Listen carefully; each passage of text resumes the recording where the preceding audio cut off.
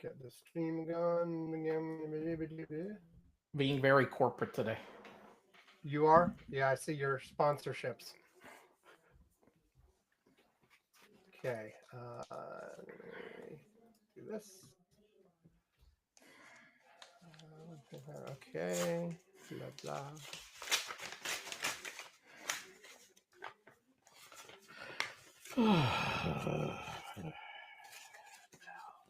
And then do that. Okay. Shall we just dump in, or are there any preliminaries? Not that I can think of right now. Okay. Here we go.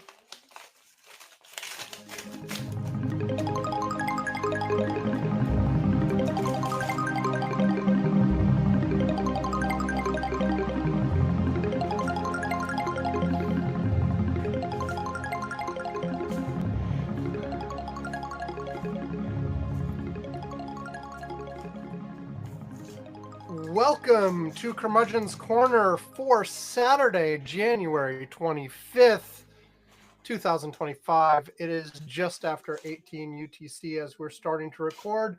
I'm Sam Minter. Yvonne Bow is here. Hello, Yvonne. Hello. It is a day. So we're going to do our usual. No, really? I know. It is shocking. A day. Not a the day. day. Not the day. Not the day. A day. No. A day. Okay. Tomorrow will be B day. Okay. So this is the way we're starting this. Okay, good. All right. Very good. We've got everything in order. Okay, great. Great. Okay. We'll do our usual but first with random things to talk about, and then our two more serious segments after that. But, nothing's happened this week, has it? It's going to be boring. I mean, how much of real true substance happened? There is a number of things of true substance, yes, but there is a lot more smoke than actual substance. So, yeah, a lot of stuff happened, yes. I mean, I think we're finally going to get to the bottom of who killed JFK. Stuff like that, very, very critical. Stuff like that. Critical. Okay, we'll get to the newsy stuff in the next segment, but you got anything that non-newsy, less serious, whatever that you want to talk about, Dave? I know I have something on my agenda. I have two things on my agenda, actually. You have two things. Wow. Two things. Two things. Well, I'm sitting here. I'm opening mail. Okay. Yes. And I still physical mail, to be clear. Physical mail, right? We talked about email last week, but yeah. Yeah. This week I'm back on the subject of physical mail. And one of the things about physical mail, I still regularly check it. Not the way that I used to check it, I will admit. I used to be somebody that made sure that I got the mail every day. Mm-hmm. That was very important. And the mail had a lot more stuff. What are the big things that used to come in the mail, which is why I checked it every day, was like magazines and stuff, so where you were going to read stuff, about what the hell's going on, I mean, those came in the mail, especially when I lived in Puerto Rico. It was like tougher to get those on the newsstand. I mean, you could, but there were not as many stores, especially around where I lived, to go get those. So you want to get the magazines in the mail. Okay. All right. Okay. That's very, very critical. I remember that for a while, we also got the Wall Street Journal sent through the mail, because they didn't print it in Puerto Rico. And that arrived usually like about 4 or 5 days after the day of print. Still a lot of, the daily news stuff, maybe not as relevant as some of the, more like analysis on other things and whatnot, but still pick that up. Had a guy that at our store that his number one job, literally his main job, was to go to the post office to get the mail. There were two jobs that he had. Okay. go to the post office and get the mail, Okay. Yeah. then go to the bank and deposit money. Because we ran a retail store and we got every day lots of cash. Right. I mean, we had to. You had to go to the You had bank to every day. physically deal with the cash. Yes, it was literally. I mean, even back in the day, thousands of dollars every day. I mean, on a very, very busy day, I would say probably like one of the busiest days, it could exceed $20,000 in cash. Right. And just to be clear, we're not talking crazy numbers. This is just you have a store and people are coming in and buying stuff throughout the day. I mean, Yeah. This is what happens. This is what happens, And like you said, back in the day, most of this was cash. Most of it was cash. It was so rare that people paid with a credit card at our store. People paid with a credit card more often at the travel agency, and even that wasn't the preponderance of it. But in the 80s, I mean, whereas today cash has accepted even at most stores. Yeah, hell, there are stores now that don't even want to take cash. But every day, Marcial was the name of the guy. Rest in peace. Old guy. Okay, he was old. What I knew when I was little. I mean, he had been a guy that we talk about immigrants and labor. He had when Puerto Rico went through very tough economic period in the 50s. He had emigrated to the U.S. and had worked the steel mills in Allentown, okay, for many years. Then he worked as not the driver because he couldn't really drive, but as the sidekick for an ambulance driver service where they would go, pick up paramedics. Where he wasn't really a paramedic, he was just the driver's sidekick. Okay, basically, okay. And so he would run the sirens, he would do the flash the lights, he would do that stuff. And then at some point he retired, okay? And my grandfather knew him, and he was kind of bored puttering around. He had been divorced, he had kids, but they didn't live in Puerto Rico, and he moved back to our small town in Puerto Rico, very tiny town. And my grandfather basically gave him, his odd job was go to the post office every day, go to the bank every day. And to be clear, there is a reason why that was a job. That took hours every day. This wasn't just a 2-minute run, okay? The post office where, we got most of our mail delivered, we had a P.O. box. If any items that couldn't fit inside the P.O. box, you would have to make a line at the counter to pick up all this stuff. And because we got so much stuff, okay, he would have to go over there and pick up the stuff, and then he would walk back, and then he would go and pick up the money and then go to the bank. And look, going to the bank, there was a big line. This whole thing took an entire morning, okay, literally to get this shit done every day, right? Okay. And then, by the way, he would run and get me breakfast, which that was great. Okay, by the way, because I liked it. He would bring me my perfect cheese sandwich with my little cup of coffee. With back then I drank it with milk. I don't drink it with milk, but a perfectly made cup of coffee with milk was great. All of a sudden, I got money in the bank, and I get my breakfast, which is fantastic. That was always very nice. By the way, he got pissed off if I asked somebody else to go get my breakfast. Okay. That was his job. Okay? Nobody takes my job here. And I'm sitting over here and opening the mail, and I realized that back then, because we got so much of the mail now, yes. Yeah. Well, because the courier. But one of the things, right. The reason it reminded me about the guy is because of the mail. Well, we had these, I had these little things that I would insert at the end of each envelope in order to quickly. Openers. Yeah, I had these letter. Well, you got the ones that are like a knife. Not the letter openers, but there are ones that were like a little curve that had a little like blade in it. You would just insert it, and you could open, and you needed that shit. And when you're opening in a day 40, 50 letters, every damn day, you need one of those damn letter openers to go through all this shit. Okay. So yeah, I mean, I'm like right now realizing I'm opening this stuff, and I'm kind of like wishing I had a letter opener right now. Um, but I don't have a letter opener. And the volume of mail I get, I mean, literally, I go now that it's like once a week. It's not a lot. Okay. Let me tell you, because you will be amused by this. Because of course, like everything else, I log this electronically. I'm showing the people on the screen. But so here's what I got. First, you caught me at a good time. It has only been 1 week, 4 days, and 16 hours since the last time I've checked my mailbox. Okay. But to be clear, the last time it had been over 6 weeks, and they had put a little note in it that said your mailbox is full. You had to go to the post office, which they do, like, if it gets full, and which happens to us once or twice a year. And so I did have to go to the post office and, pick up a large bin of mail that had accumulated.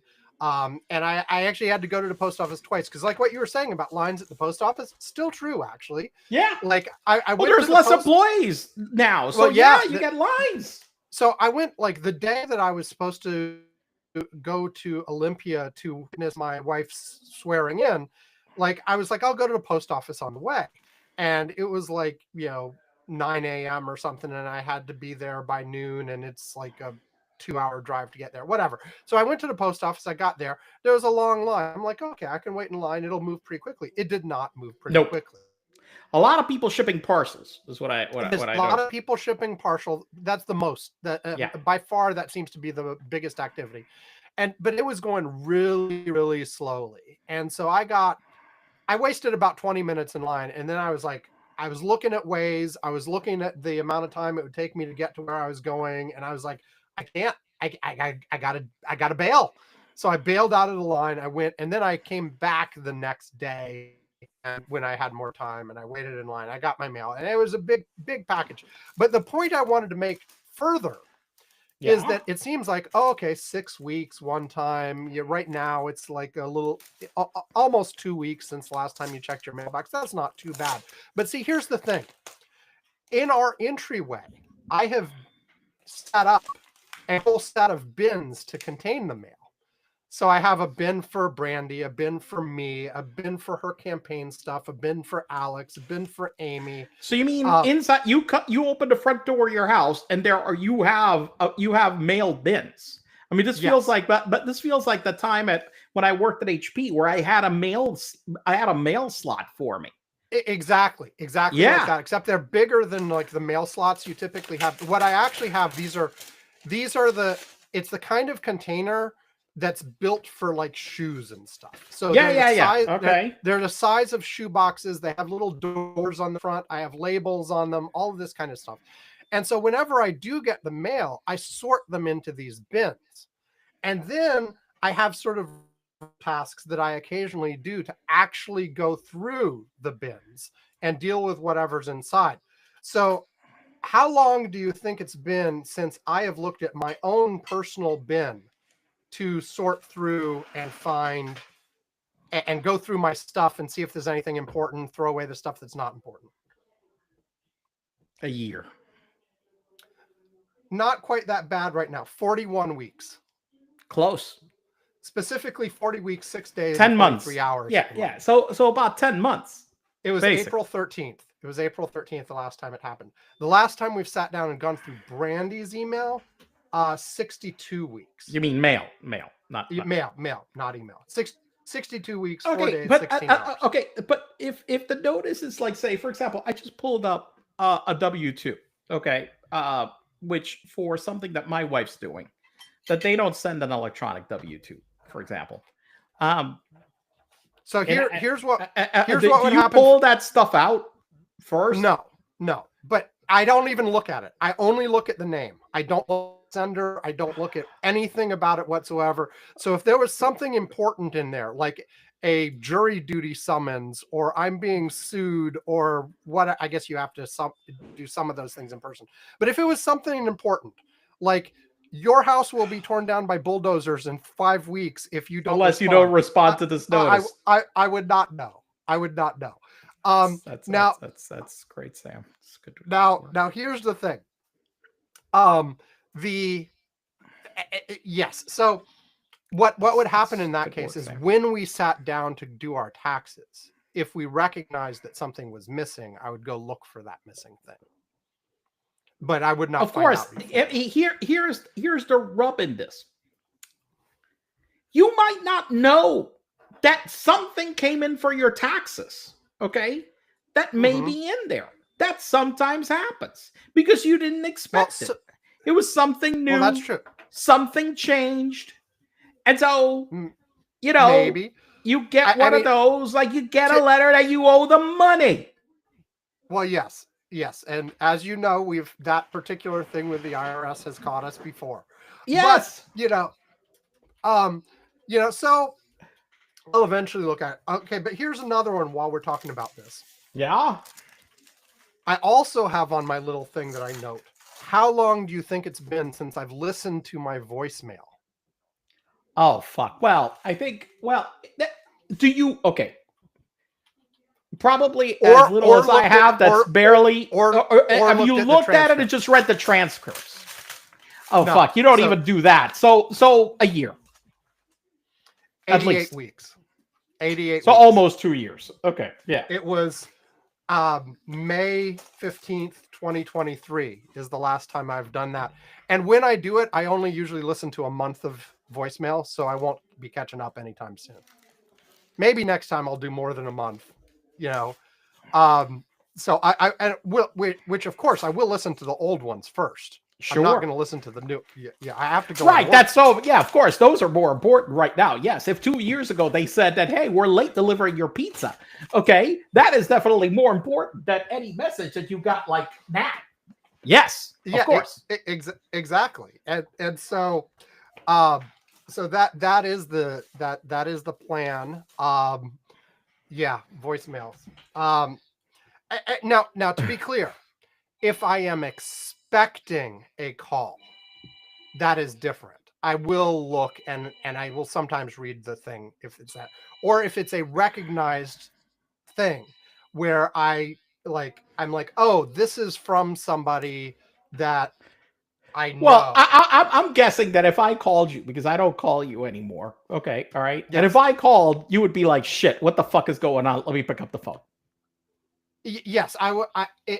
I mean, I will generally pick up the phone from if the voicemail is not the voicemail. If I see the caller ID is someone I know, is like a human being and I know them, I will generally pick up. I have it set so unknown numbers go straight to voicemail. It doesn't even ring the phone.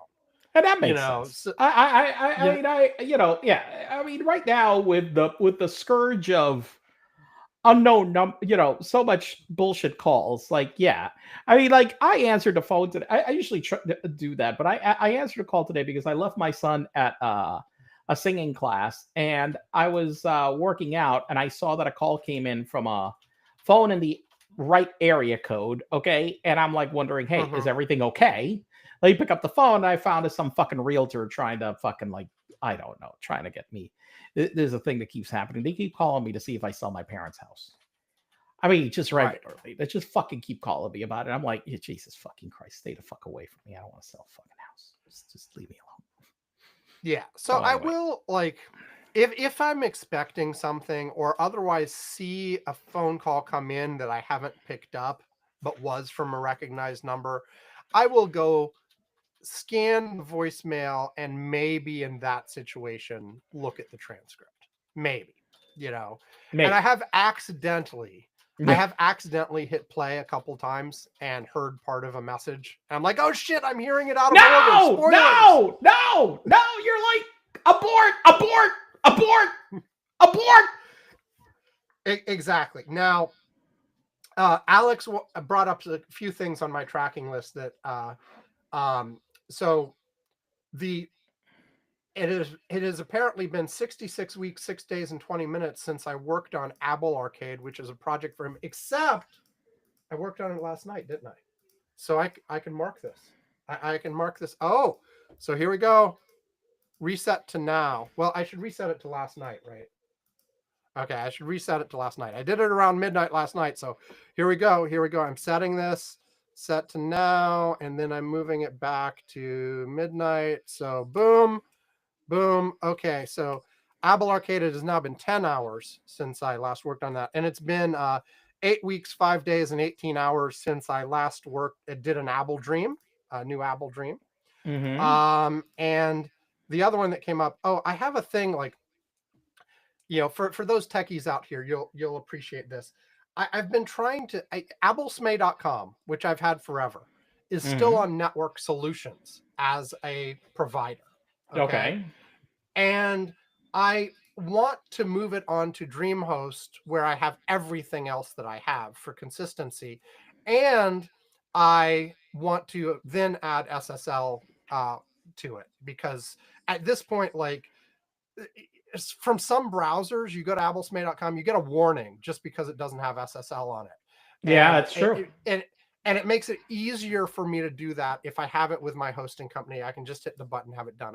I know there are ways I could do it anyway, but like it becomes like a one-click thing if I have everything done at my hosting provider. And so I've tried to do this a couple of times and failed because, I mentioned I was having email problems and some things not getting through, some things disappearing, etc. One of those things I tried to do was have Network Solutions unlock the domain so I could move it. And they send you an authentication thing. And like sometimes I haven't even been able to get logged in there because I don't get the authentication. Sometimes I've logged in and then they're supposed to send me an email. And one time I used to have applesmay.site as well. Okay. And I decided to test moving the domain using applesmay.site.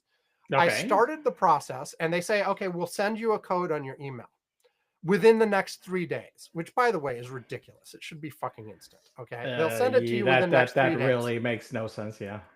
So I did that. And then I'm not going to sit there in front of my computer for 3 days waiting for the email. So I went off and did other things and I completely forgot about it. When I went back and looked weeks later, they had sent me the code. Then a few days later, I got a notice that said, so-and-so is trying to move your domain. Was it you? We'll assume it is unless you click this button to say it's not. And then a few days later saying your domain has been successfully transferred. It was not to me. Someone stole applesmay.site from me. And it is now like, out there at one of those things where you can buy it back if you want. God. Nice. Now, I didn't actually use applesmay.site for anything. It was just a redirect to applesmay.com, but it made me really nervous about doing it with applesmay.com to make sure I was at a time where I was going to be paying attention carefully to my email every day, blah, blah, blah, and make sure nothing like that happened. And the last time I did it, I didn't get an email after a couple of days, and I was like, screw it, and I relocked it and blah, blah, blah.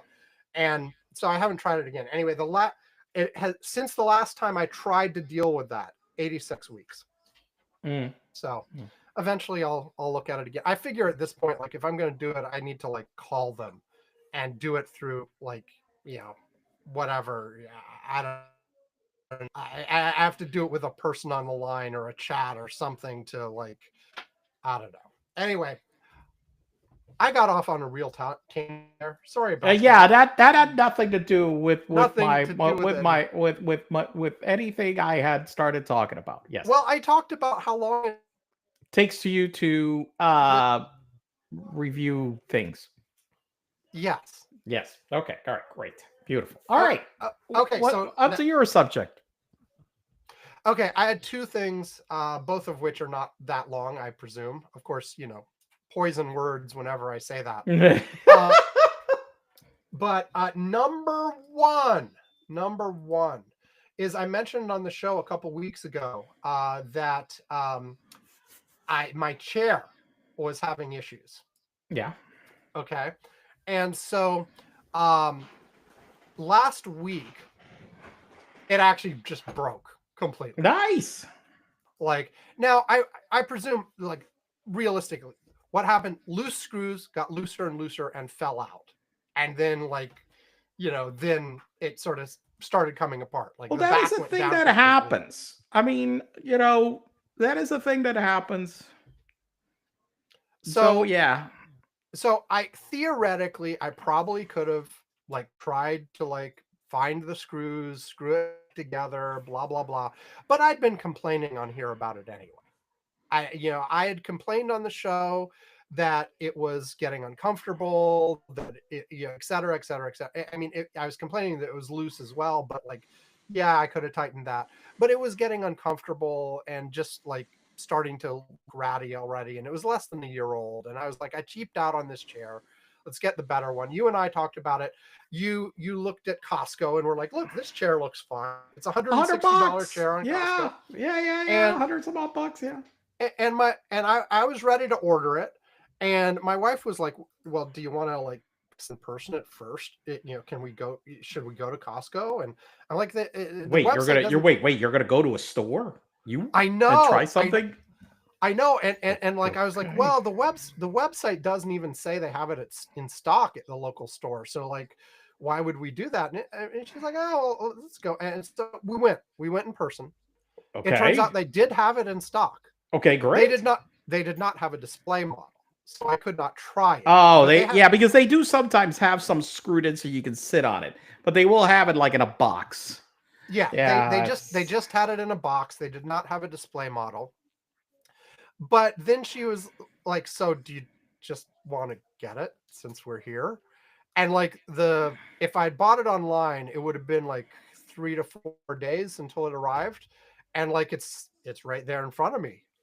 I'm right. like, okay, let's buy it. Okay. So I bought the damn chair. Okay. We And took it home. Well, wait. This it is important stuff. I put the box right next to the box for the arcade cabinet that Alex gave me 4 to 5 years ago that has not yet been assembled. And so I immediately was like, well, I guess this is where it's going to sit for the next 5 years, because, I have to assemble it. So for the love of sweet we're, we're, Moses. we're, we're, nothing's ever going to happen here. Now, to be fair, when I set up the whole office last April or May or whenever it was, I assembled the table. I assembled the chair. Yeah, it did just sit there. That's I right. did the whole thing because it was like a major project. I had taken time off to get all the new stuff set up, and I did it. But this time I had not, I hadn't done any of that. But my son Alex came to the rescue. I told him that I would pay him to build the chair. He agreed? He actually negotiated a bit. Like there was something else. Okay. There was something he wanted other than money. Okay. And so I agreed to whatever the other thing was. I don't even remember what it was, but I agreed to it. And my conditions were basically he had to assemble the damn chair on his own. I didn't really have to do anything. I ended up helping at one or two little spots where like he'd lost a screw and I helped find it, or he wanted me to like. Oh my God. Well, heaven forbid that you could help him find a screw. My God. What the hell has Earth come to, for God's sake, Sam? I know it was, and a couple times I held the camera for him because, of course, he wanted. Oh my God! Yeah. Wow. Oh! He is giving me a screenshot of what the deal was for it. For the entire duration of the chair construction, I needed to either be the camera person or be playing Beat Saber on the Oculus. Okay, so what did you choose as the? I alternated. Okay. Between Beat Saber. All right. Okay. And by the time of chair completion, at least 30 minutes of each must have been completed, and chair took less than 45 minutes. So there you go. That's pretty good. That. And I ended up giving him the cash too, as well, because the whole chair. He built the whole chair. He built it efficiently. He built it well. It's all done. I am sitting in it right now. What's your take on the chair? This is the $160 Costco chair. Okay. So, like we had talked about, like, there are many chairs that are a lot more than that. There's some chairs that are cheaper. I was thinking move up. My previous chair that didn't even last a year was about $60 or $70, in that range. This one was $160 plus change, I think. It is clearly sturdier and more comfortable than the previous chair, even when the previous chair was brand new. Okay. Okay. Well, so you made the Now, right call. will it last much more than a year? I don't know. We'll find out. But Well, certainly at the beginning, usually, it's the great thing, Costco items are made to be.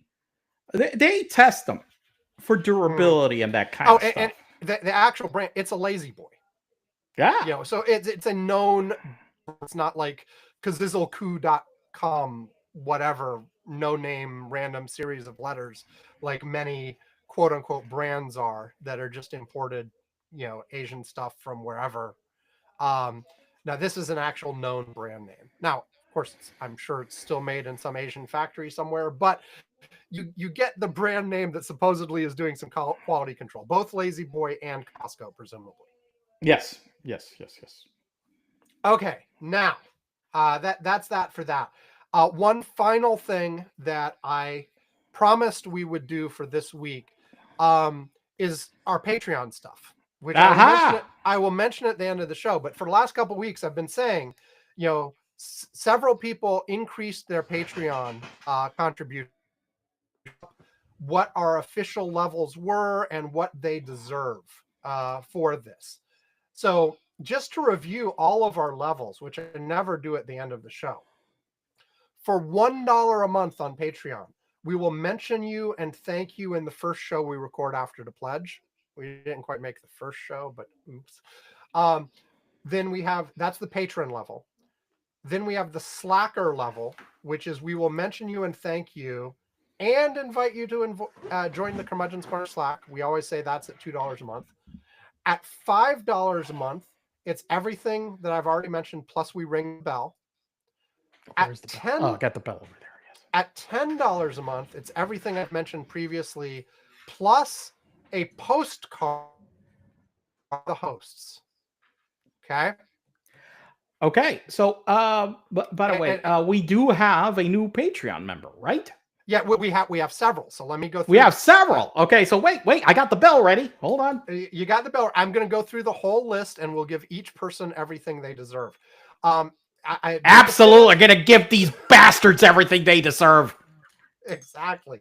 No, at $20 a month, that's when you get a mug.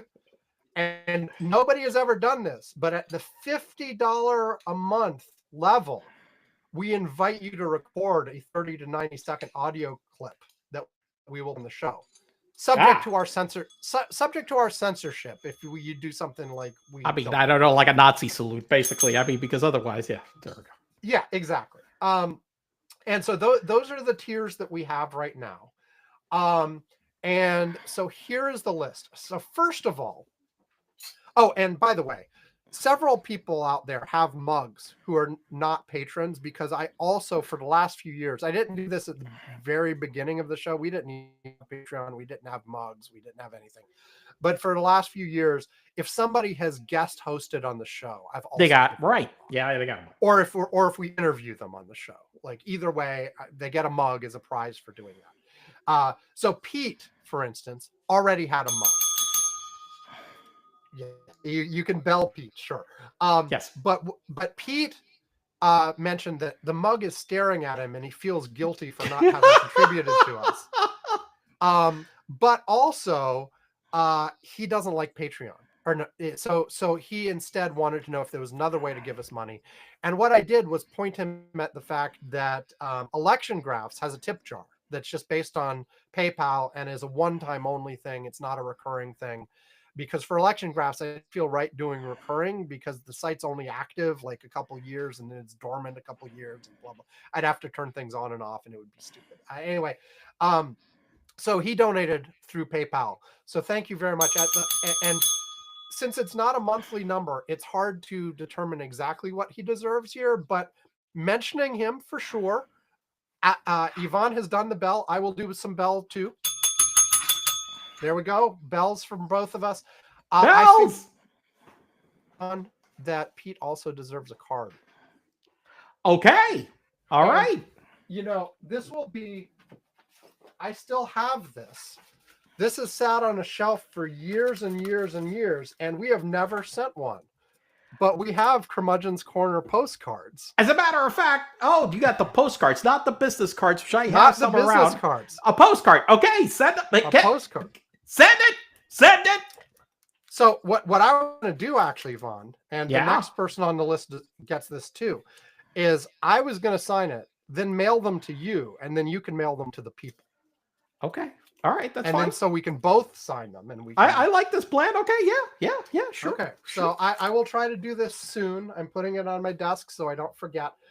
So anyway, Pete, thank you for your contribution.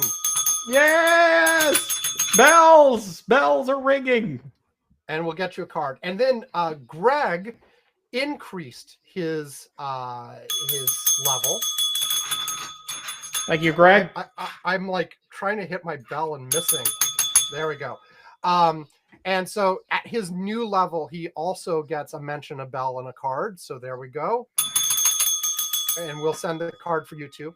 Bob increased his level. No, sorry. It was, yeah, I put this in the wrong thing. Bob at his new level gets a, just a mention and a bell. No cards. Okay. Bob, no card. I know you're broken up about this. Yeah, I know. He's right now. My God, he's going to tear down one of the rooms in his new house, like right now, because of this. Yes. Okay. Now, next, Ed has joined for the first time. Ed actually already has a mug for two reasons. He's co-hosted. Well, he is hosted, so he has a mug from that. But also, his son-in-law, John, at one point also contributed to our Patreon, but asked that his mug be sent to Ed. Okay. But Ed, his current level gets a mention and a bell. Yeah. But he has said, he told us on the Curmudgeon's Corner Slack that his wife has stolen his mug, and he would like a mug of his own. and also specifically, he requested that we give him a version of the mug similar to the I Hate Curmudgeon's Corner mug that we once gave my son Alex. I like this idea. It's great. Good. Yes. So I will try to make that happen. I believe Alex has said that I should not send one that's actually identical to his mug because that was a unique one-off. But I will do something. Okay. I'll do something along those lines. And then we have Nick also is a brand new member. And I mentioned, you gave him extra. At his level, he's only supposed to be mentioned, no bell. But Nick, I will bell you too. Yes, we're getting bell. Nick actually, to get back to what I mentioned last week about like email being a slog, Nick actually joined back in August, and I didn't notice until I went looking at Patreon to find out all this information today. So I apologize, Nick, for not noticing for months and months and months that we had a new patron, because I just have not slogged through the email to find that. And they did send an email telling me about you, but I didn't notice until now. So I feel bad. Anyway, Nick has, we've mentioned Nick, and he has been invited to the Curmudgeon's Corner Slack. And then finally, someone else did something that I didn't even know was possible. They joined our Patreon, but without any donation at all. They left it at a 0 cash level. And that would be my mom, who joined in August. All right, but okay. But I'll still mention her. Mention her. It's on the Patreon. In theory, according to the levels we set up. Yeah, I'll get one ring. I'll get you one. There you go. According to our Patreon levels, at $1, you're only supposed to be mentioned, and at 0, nothing. But hey, it's your mom. Here's the bell. There. I'll do one ping. There. Okay, there you go. And that, I believe, is it. If anybody out there has actually increased their Patreon or joined for the first time that I did not notice, please let me know. This also changes my joke. For years, I've said I make $15 a month off the Patreon. Now up to $26.80 a month. and of course, that's split between I technically, although I've stopped keeping track. I should start again, but I apologize, Yvonne. That's okay. We got, we are incurring a few more expenses, but it's okay. The reality is we are spending more than $26.80 a month on the podcast anyway, so whatever. But, hey, that's it. And if anybody does want to join at that $50 a month level or higher to get audio on the show, feel free,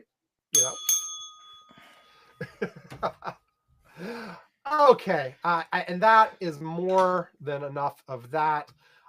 We will now take a break. And which break am I supposed to play? Like, I have my little notes here. Break 8, which is this one. Okay, we're going to take a break, and we will be back, and then we'll start talking the actual news. News!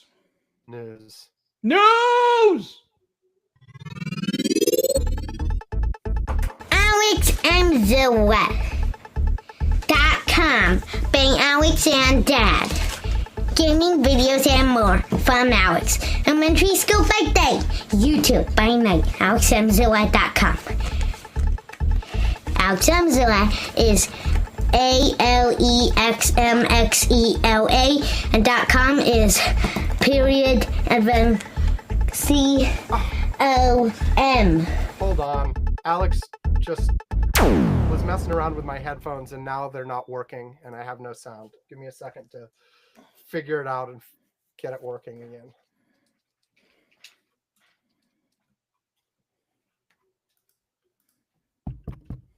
Okay, there we go. Okay, we are back. So I'm gonna. Yes. By the way, I think you were talking about the domains just before we go into the heavy, the heavy subjects. I think I'm gonna buy the domain. I hate AlexMZilla.com.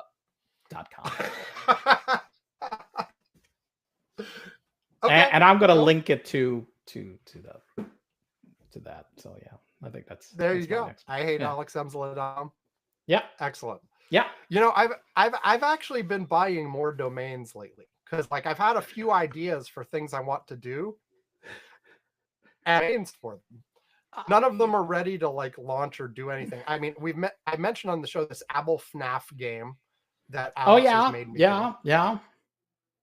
Domain for that. There's nothing there yet. It's just the hosting company's placeholder. There's nothing there at all. But I have that. I have another project that I've just started working on that I bought a domain for.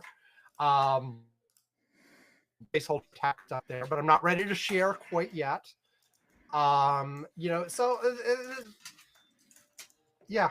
And there are a couple for my wife when she's had one idea or another. Hold on. But this is not my fault. What?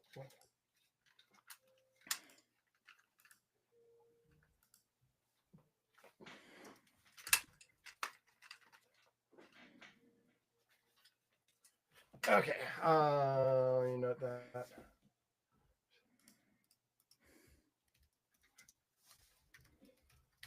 Okay.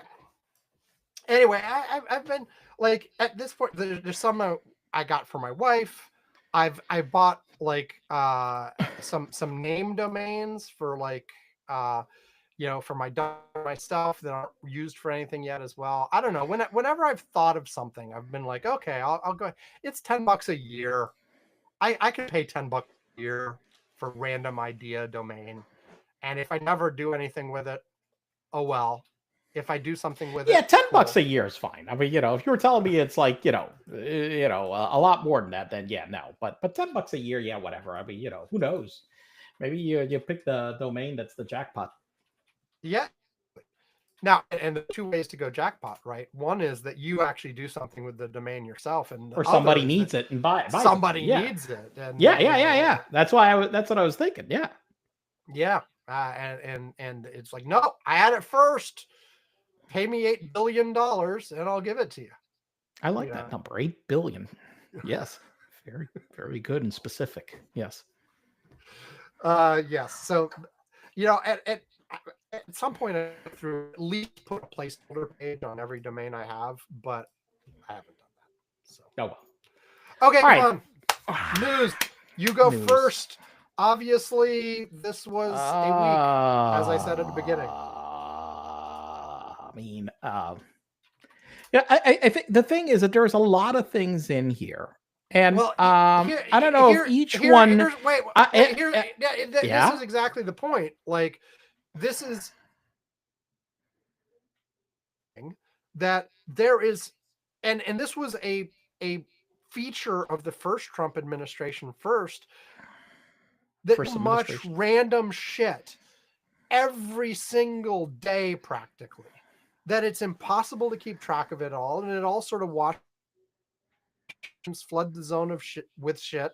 But in this case, some of it is just verbal posturing, and some of it now is actually executive orders and actual things happening and blah blah blah, and it's all mixed together. But there's so many things, any one of which you could potentially get outraged about. But there's so much. What the fuck do you do? That's what they're trying to do, right? I mean, they're trying to get us to be just totally outraged. That is the point of this. Which is why it's the flip side. They want you outraged and bubbling and incoherent and, oh, look at they're being evil. But the opposite of that is if you just ignore it and be like, oh, whatever, then you're just the thing is, it's like bad stuff happen. Letting the bad stuff happen, like letting it happen, like we have any choice, right? But exactly, because because there are things that stuff can be done about. There are things that stuff can't be done. You can't. Okay, so like for example, this whole thing with the border, and a whole bunch of the stuff that he's announced. I mean, like he shut down CBP-1, the app that was put in place, for asylum asylum applications, which, by the way, just only makes this entire thing harder. It just is, this is the thing about this. These are counterproductive. It was actually taking an illegal motive, like people crossing the border without authorization and then applying for asylum, which I correct myself. Like applying for asylum is legal in that sense. Correct. You get to the border post and you apply for asylum. But in this case with the app, it was completely like regularizing it, making it fully 100% legal. You would show up at a border crossing with an appointment. Exactly. Instead of like, it made it that it actually reduced the number of illegal border crossings. Okay. Right. By giving people an avenue to not have to do that. And many of those were rejected. Supporting a legal mechanism of immigration. To be clear, asylum is legal. Exactly. And many of those were required by international law. Yeah. And many of those were rejected and people were set back. It's not like it was some automatic thing. It just gave them a process to do that. So going and doing that is just, idiotic. It really actually, idiotic from the standpoint of you want to tackle the immigration problem. Because the reality is that as everything that these guys do, it's all straw man. Most of it. I mean, 90% of it, they make up straw man to attack, or they claim victory when even they haven't done anything. So it's like, first thing this week, the deportation flights are finally starting. The Biden administration has been doing deportation flights, and not just it's that they've been doing it. They amped up that number over the last few years. And then they're claiming, oh, you see, now we started them, so it's claiming victory for something that already happened, which is standard operating procedure. I mean, it's totally what what we expect from these guys, which is why um, I don't know, man. I mean, so much of the stuff is is there stuff that is really hurting people? Of course there is. Yeah. You know, I mean, you had this entire thing where all these career people in government all of a sudden just got fired for High level career people who are, I'm sure low level career people are getting fired too, but the one was they are dismissing all of anybody involved in DEI in any way, shape, or form is being dismissed, right. but also a variety of high level people at various positions. Right. And then last night, and by the way, a bunch of lot of inspector those, and by the generals. way, a lot of those are going to wind up in the courts. You know, and by the way, they'll probably lose, which is the other thing, you know. But he wants to do it anyway because that's, you know, that's the impact that he wants to do. Well, there are a lot of things like and you're right. Some of these we may talk about in more detail. Some of them we won't. But the other is the birthright citizenship executive order, which went to court and was suspended instantaneously. But that was the expectation. They Right. want to get that out into discussion. They want to force the legal issue. They want to get it to SCOTUS.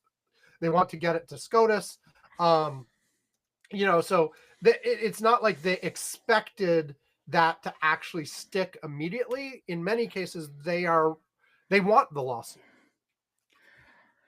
Yeah. So I mean, the thing is that let's talk about why people voted for him, right? Okay. How's the price of eggs doing, Sam? I've heard it's up. Yes, it's way up. As a matter of fact, it's at a record. Well, and I've heard that part of this was bird flu. Bird flu, but also, by the way, all bulletins from CDC have been stopped. So we don't know anything new about bird flu, other than it was growing rapidly as of the last week of the Biden presidency. Well, if you don't track it, now, we have no idea. It's not happening. If you don't track right, it, it's not happening. Right. So, yeah. So you've got that. I mean, it's like, look, he declassified the JFK assassination files. Well, he made an order to do so. The agency in charge has some amount of time to come up with a plan and then to do it. But and by the way, this is the remaining small portion, 97%, I believe, is the number of these files were already released in the past. There's a little tiny 1 or 2, 3% that were still being held back. So he'll be releasing the remainder of those. And by the way, judging from previous releases, that isn't so much bombshell new revelations about those assassinations that's in those three.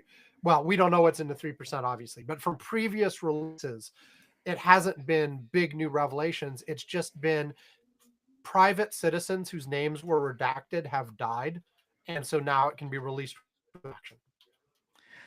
Yeah, but it's just I don't know, man. Look,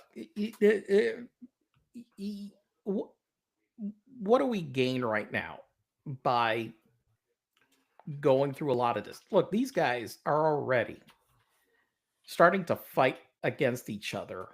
I mean, in like open warfare. Doge already started as quickly as Doge came together.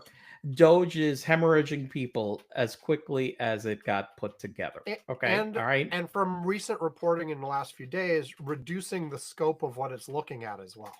Right, because already, it's just they basically got told you fuckers are idiots. You can't do what the fuck you're doing. You're out of your minds. I honestly look.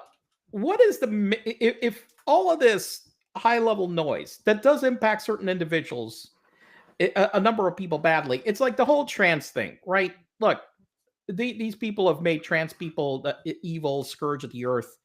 They want to ban them as being athletes. And then, there was a recent data that's showing, okay, great. How many athletes are we talking about in the NCAA? that among the tens of thousands that are really impacted by all of this horse shit they're talking about. You want to know the number? Take a guess. I forget. It's like 40 or something out of the Not even tens of 10. thousands. 10. They literally, taken to creating this entire fucking straw man of vilifying this evil scourge for 10 fucking people. But also, like you mentioned, like things that are trying to do, they're already. But they're using. My point is that they're using this in order to. Yes. What is it that they really want to do?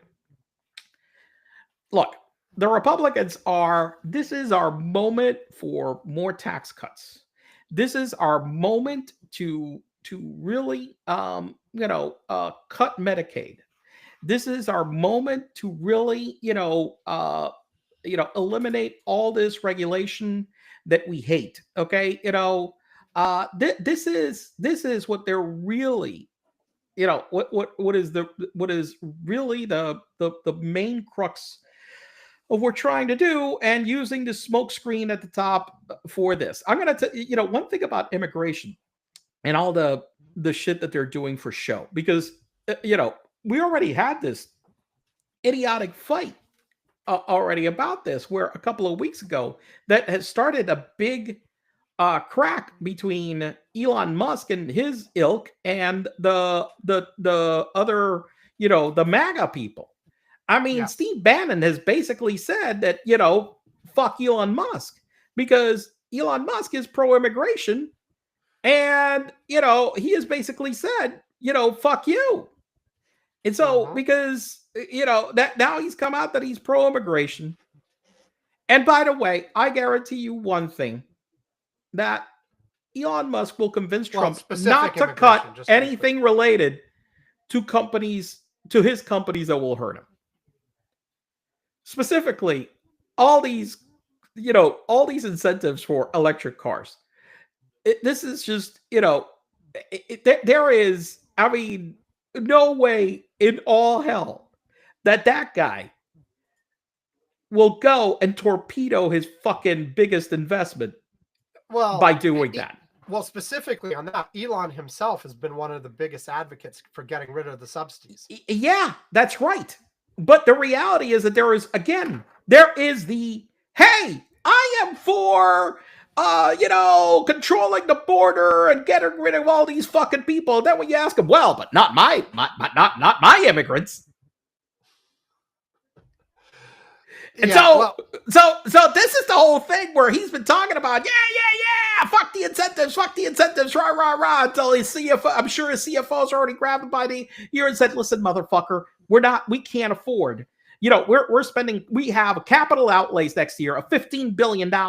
Okay. All right. Our cash flow is $15 billion. You can't take $10 billion out of our cash flow, you lunatic. Yes. What he's of course said is that it will hurt the other car companies more. So no, it won't. That's the problem. No, it won't. His company generates far, and so no, that's what he says. But but again, Sam, what they say versus what they do. Okay. Right. Yes. Fuck the immigrants. Blah blah blah. Fuck the immigrants. No. Don't touch my immigrants. I mean, Trump himself. Oh yeah, we got all these immigrants at my clubs. No, we're not getting rid of those. Right. Jesus Christ, these fucking people. And by the way, I keep being just stunned by the lack of so many people still at national levels that still don't get that the winning strategy that they really had is all this homophobia. That was the number one thing that they did. It really staggers me. And because, by the way, why do you think they keep saying it? Why do you think you got people arguing about bathrooms in the Capitol? All of this shit. Because unfortunately it works. Yes, that's right. They know it works. And how many people that are liberal that are blind to the fucking fact? Because okay, You're like thinking, well, it's inconceivable. It could be that. No, it is, you idiots. Number one thing that cuts across every group is that transphobia. Well, number one. The key elements were that and general homophobia as well. Yes. Trans specifically, but general homophobia. And then the anti-immigration stuff was cutting across. And then finally, but that's second. The thing is that there one cuts through more. The combination is important of those three things because each of them get slightly different slices. But just anti-immigrant wouldn't have done it, is my point. And by the way, you could have done it just anti-gay and transphobia and not anti-immigrant, and that would have done it too. Does that add to it? Yes. But I'm telling you right now. I'm not sure. I don't think let me tell you why. No. Let me tell you why. Because the anti-immigrant thing has been there, and that had never peeled off as many Hispanics as they did this time. Right. And the way that they got them was with that. Okay? And that's what people don't get. Why did Hispanic support rise so much from the other times? Because the anti-immigrant stuff was there. But the anti-immigrant stuff maybe got you 20, 30%, of that. Didn't get you 50, 45. Okay. That's the thing. It's that huge gain is all based on that. And when people finally get their head out of their ass about it, maybe they'll understand why the fuck that was so effective. Well, I mean, I don't know that this is fruitful, but I think we're in the same situation as 2016, where it was so damn close in the end that any one of dozens of factors could have made it go the other way. It's just that was a decisive one. The thing is that I've been spending so much time talking to people recently, but I've been traveling that much and seeing the entire attitude about this around, and I realize how much people like really missed how that issue was so potent to people. When I keep hearing it mentioned over and over again, like by Hispanics. Okay, by Hispanics. I hear you by Hispanics. When you look at the overall polling across everybody, it was one of the top three, but it wasn't the overwhelming one. But Sam, it goes back to, you know what, the Republicans, for going back to H.W. Bush, have been so good at finding what the issue is that people maybe they won't admit, but that they do have a prejudice against. Mm-hmm. Okay. And maybe, and I'm not saying that not all of them will admit, but a significant portion of them, they know that underlying, even if they say, oh yeah, we're for this, right? Even if they say it's eggs. Exactly. That's right. That underneath gets them. It's the whole, how they used that rate, the racism. Okay. All right. Against blacks specifically, because that was the primary driver, that the Republicans used to use for an extremely long time. Okay.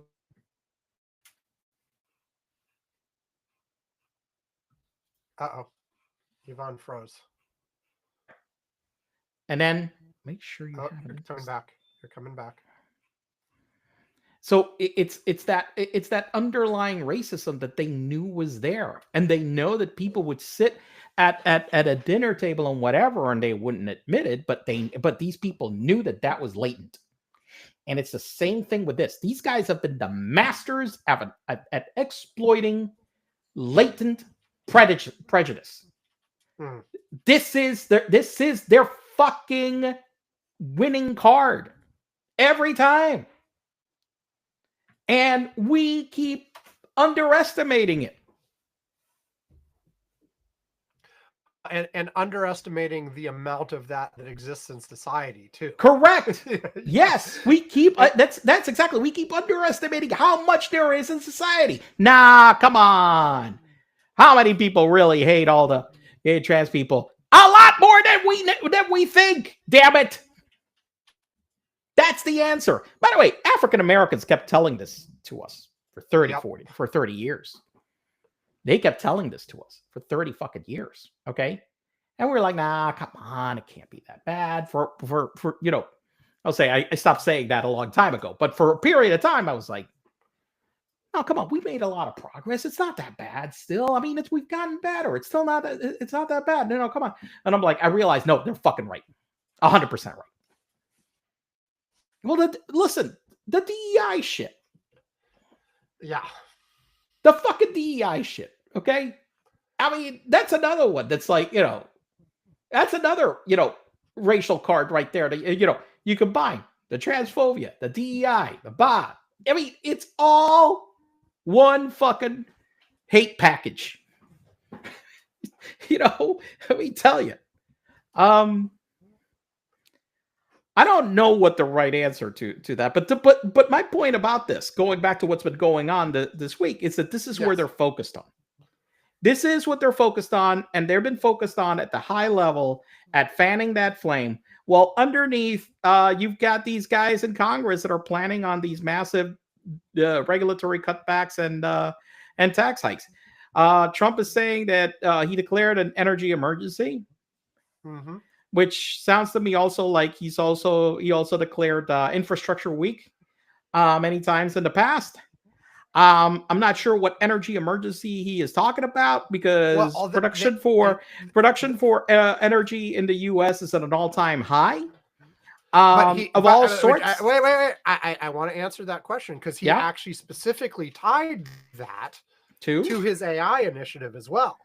Because he said, in order to build out all the AI stuff he wants to build, you need more energy.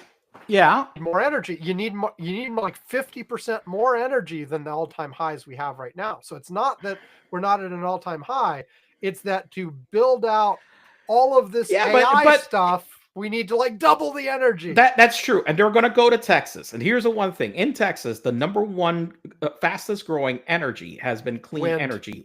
Wind, solar, anything that is clean energy. You want to know why? But wait, isn't he outlawing that? Didn't he say no more windmills? Well, yeah, I don't think there was any executive order. I don't think he can outlaw windmills. However, there's one thing. The reason is it doesn't matter about outlawing it. It's cheaper. Is the whole point. That's the reason. Listen, Texas is a deregulated energy market, and all the clean energy sources are cheaper than all the other ones, which is why they had been on a tear, growing like crazy. And then the Texas government all of a sudden realized, oh shit, they're growing so fast. Maybe we need to stop them. Because, and everybody's like, but wait, it's meeting our energy needs and it's cheaper. What the fuck is your problem? So wait, Yvonne, you've got this wrong. Okay, I got this wrong. The purpose of energy policy is not for the population to support things. It is to make sure the oil industry is doing prices of the oil fuel companies go up. This is where I get confused. It has nothing to do with energy. With actual energy. It has everything to do with Exxon. This is where I always get confused. I know. I always lose the plot. I got lost. Yeah. Okay. Well, that explains that. Okay. Yes. Now, of course, all these companies could have pivoted to just being general energy companies decades ago, and they decided a number of them are, to a certain extent.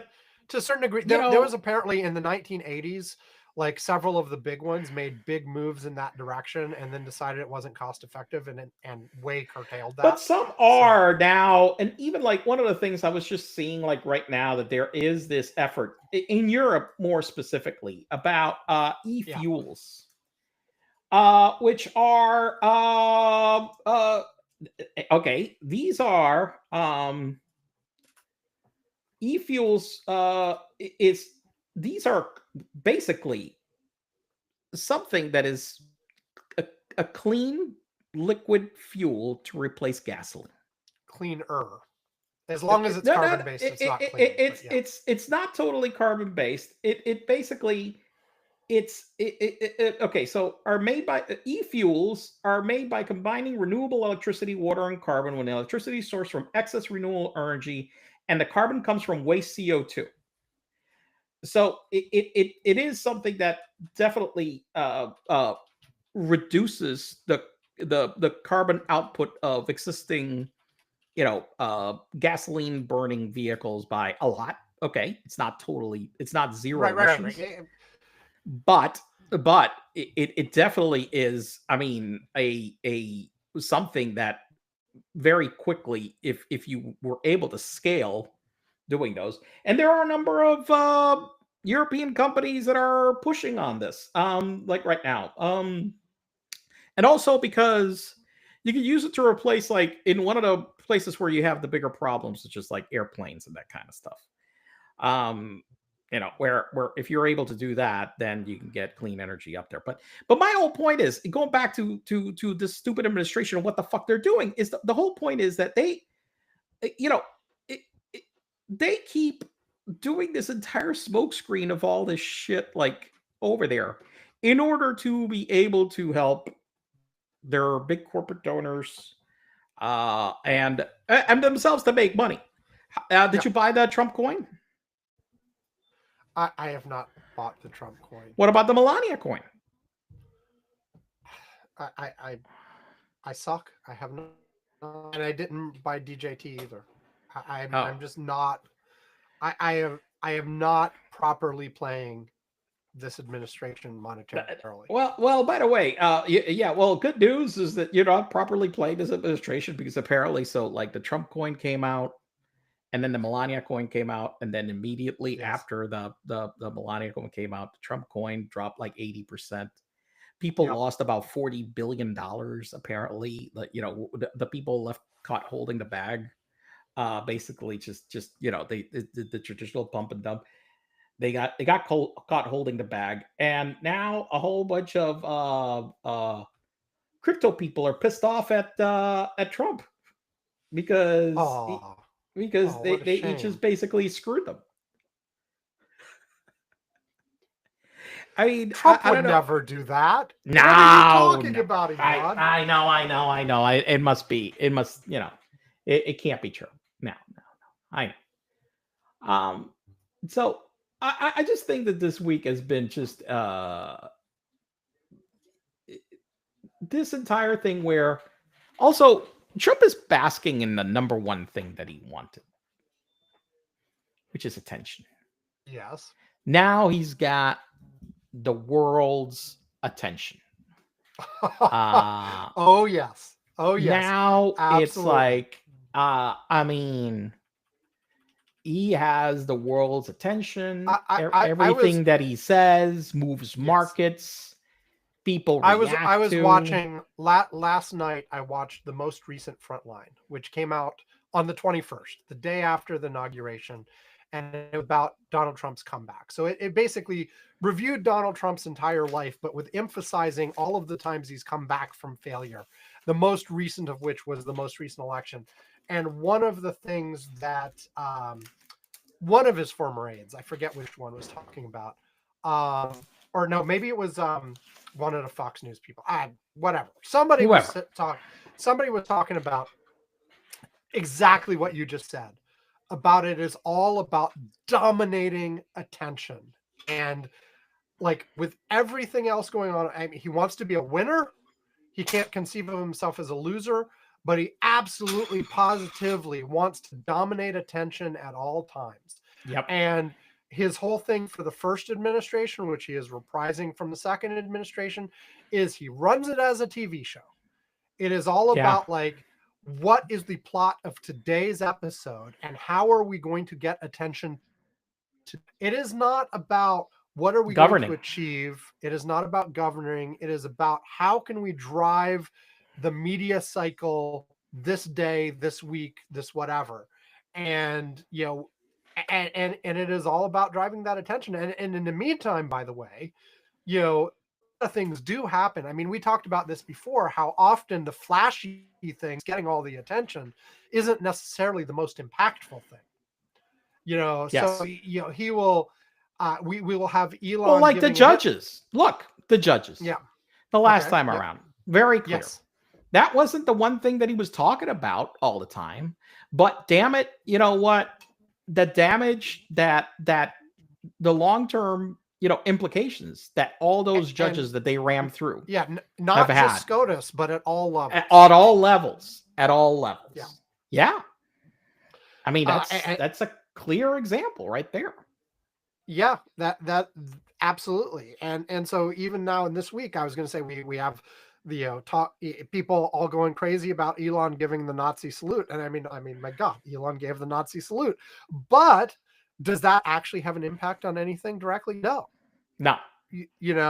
It just continues to reduce Musk's popularity, which probably Trump is happy because I'm sure he hates that Musk getting more attention than him. Well, and like you said, that I was just using that as one example, but there's also we're sending people on the deportation flights again, but that's actually not a change yet at this point. But he's going for the attention of it. Meanwhile, all of these firings up and down the federal government, that has gotten some attention, but that's probably more impactful in the long run because he is systematic. And by the way, all of this stuff, despite all the denials, like something like 60-70% of what we've seen in this first week is straight out of Project 2025. Mm-hmm. It was laid out in detail there. So all of the that wasn't Donald Trump. It has nothing to do. Whatever. Yeah. But the firings are all about decimating from top to bottom in the federal government all of the institutional protections against misusing those institutions. He fired all the inspector generals yesterday, or all but one. And those specifically are watchdogs that are intended to be independent overview to make sure agencies are doing what they're supposed to do in the way they're supposed to do it. All those folks are gone, going to be replaced by loyalists. Threw out a bunch of people at DOJ, career people, not political appointees, who were responsible. For instance, I think he got rid of almost everybody at the Civil Rights Department, and halted all those prosecutions. Et cetera, et cetera. And I just saw a quote. Where was this quote? Charlie Kirk. Let this. This was actually a few days ago, but after inauguration. Let this be a warning to any federal official that delays or doesn't listen to the president's orders. It won't end well for you. Don't get cute. Do your job and listen to orders. And this is, now really do your job actually done. Do your job is counter to listening to orders. Well, yeah, do your job actually involves pushing back when the orders are bad. Correct. Yeah, exactly. But that's not the vision here. The vision here is loyalty and pure 100% obey immediately, do what you're told or else. And that's the purges that are happening are to make sure the entire federal government is aligned from top to bottom from day one to implement the MAGA agenda without complaint, even for the illegal things. So, for instance, just the firing of the attorney generals, by the way, and this is where not the attorney general, inspector generals, which Yvonne, you mentioned there are going to be lawsuits on a lot of these. Well, apparently, the law actually required 30-day notice to get rid of any of these people. That's exactly right. To Congress. There was no notice given. So that act of firing itself was probably illegal. Right. But who's going to do anything about it? Nobody. There's nobody in any. Well, sort of I mean, yeah, it's very difficult to you can't. Yes, there will be lawsuits, like you said. There'll be lawsuits on this. But there is nothing to do immediately that it's going to fix it.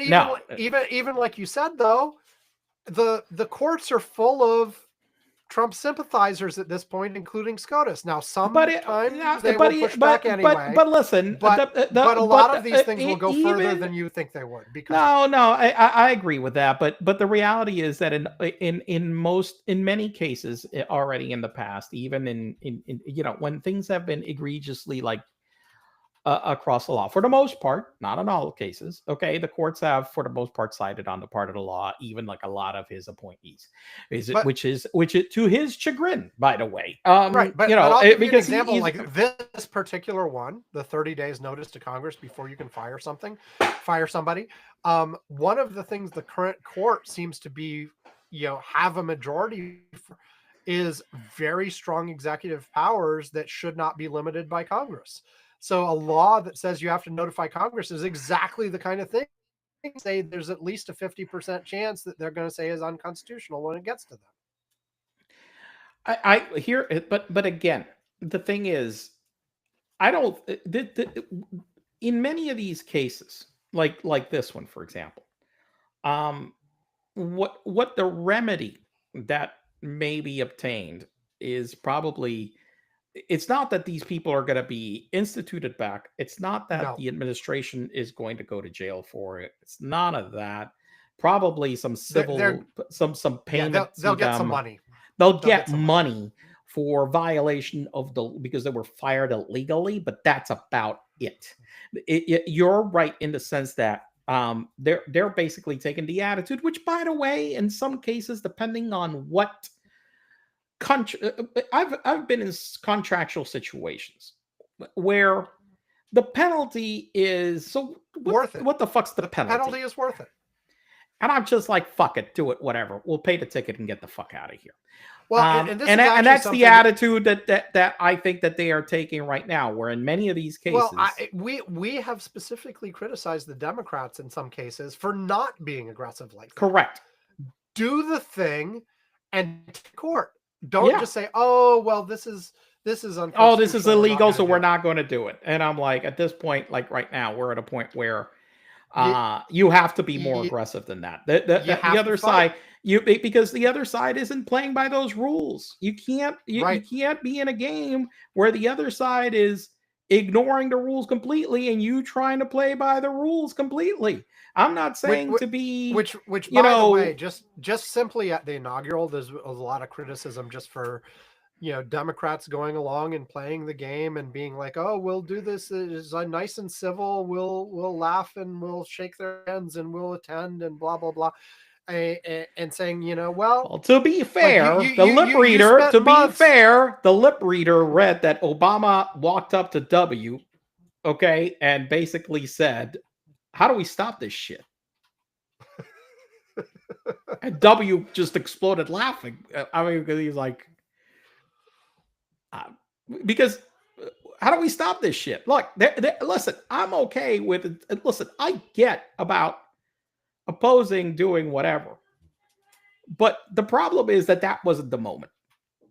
Well, yeah, but the moment was when Biden should have packed the court, fuck the whatchamacallit, the filibuster, that kind of shit. But on the flip side, okay, look, in Biden's defense, I will say myself that I agreed with Biden's approach. I thought that maybe that would be the best way to get things back to some kind of normalcy. I'm going to say it. I thought that his approach, I agree with his approach.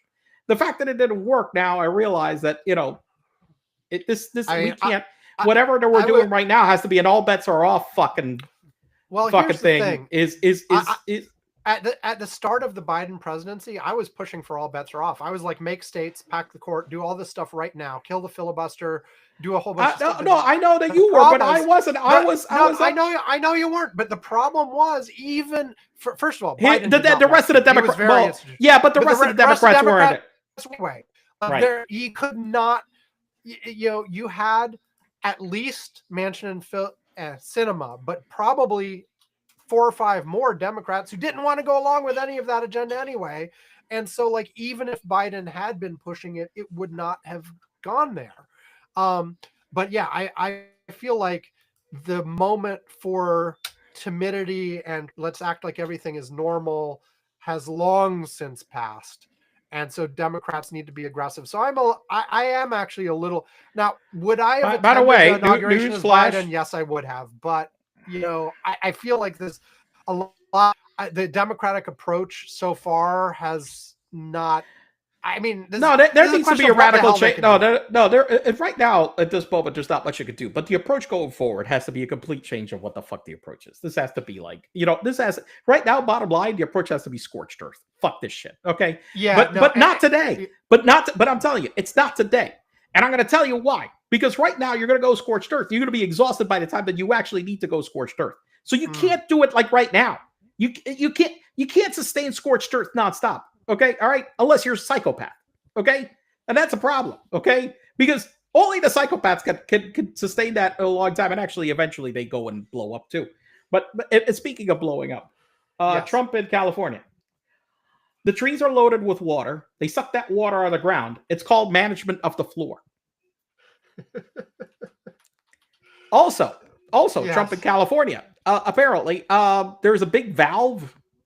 Did you see this? We know about the valve. Yes. There's a valve. Apparently, there's a valve, Sam. He's been talking about this valve and the valve for months, and it has not stopped. He's still talking about it today. We need to open the valve. This is the whole problem. Do we go and drive around and find a valve? Maybe that's what we should do. We should go out, like run those random trips. We're gonna take a car. We're gonna rent an SUV. And we're gonna go and try to find the California valve. There we go. Yes, let's find that. I mean, let's find the California valve. We're gonna go driving around, and we're gonna be looking. We can turn it on for them. Yeah, we're gonna go find a valve.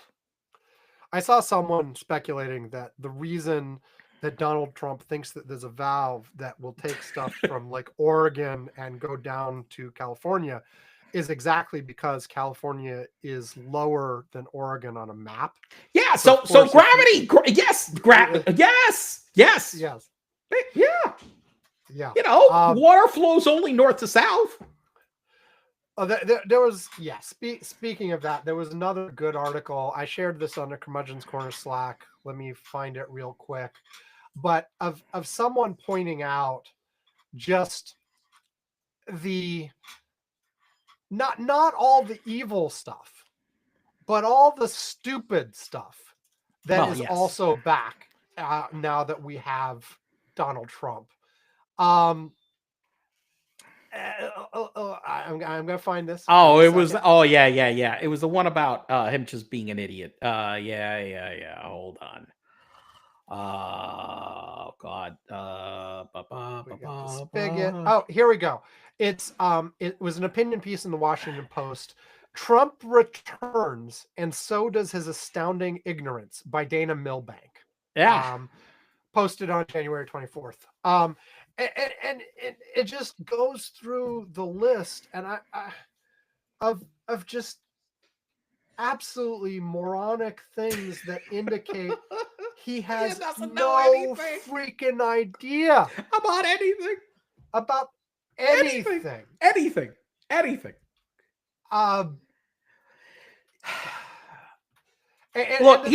Listen. Let me be straight up on this. Why he has succeeded. There is one thing that he has been succeeded. Why he has succeeded going back to the 70s and 80s. He is a good con man.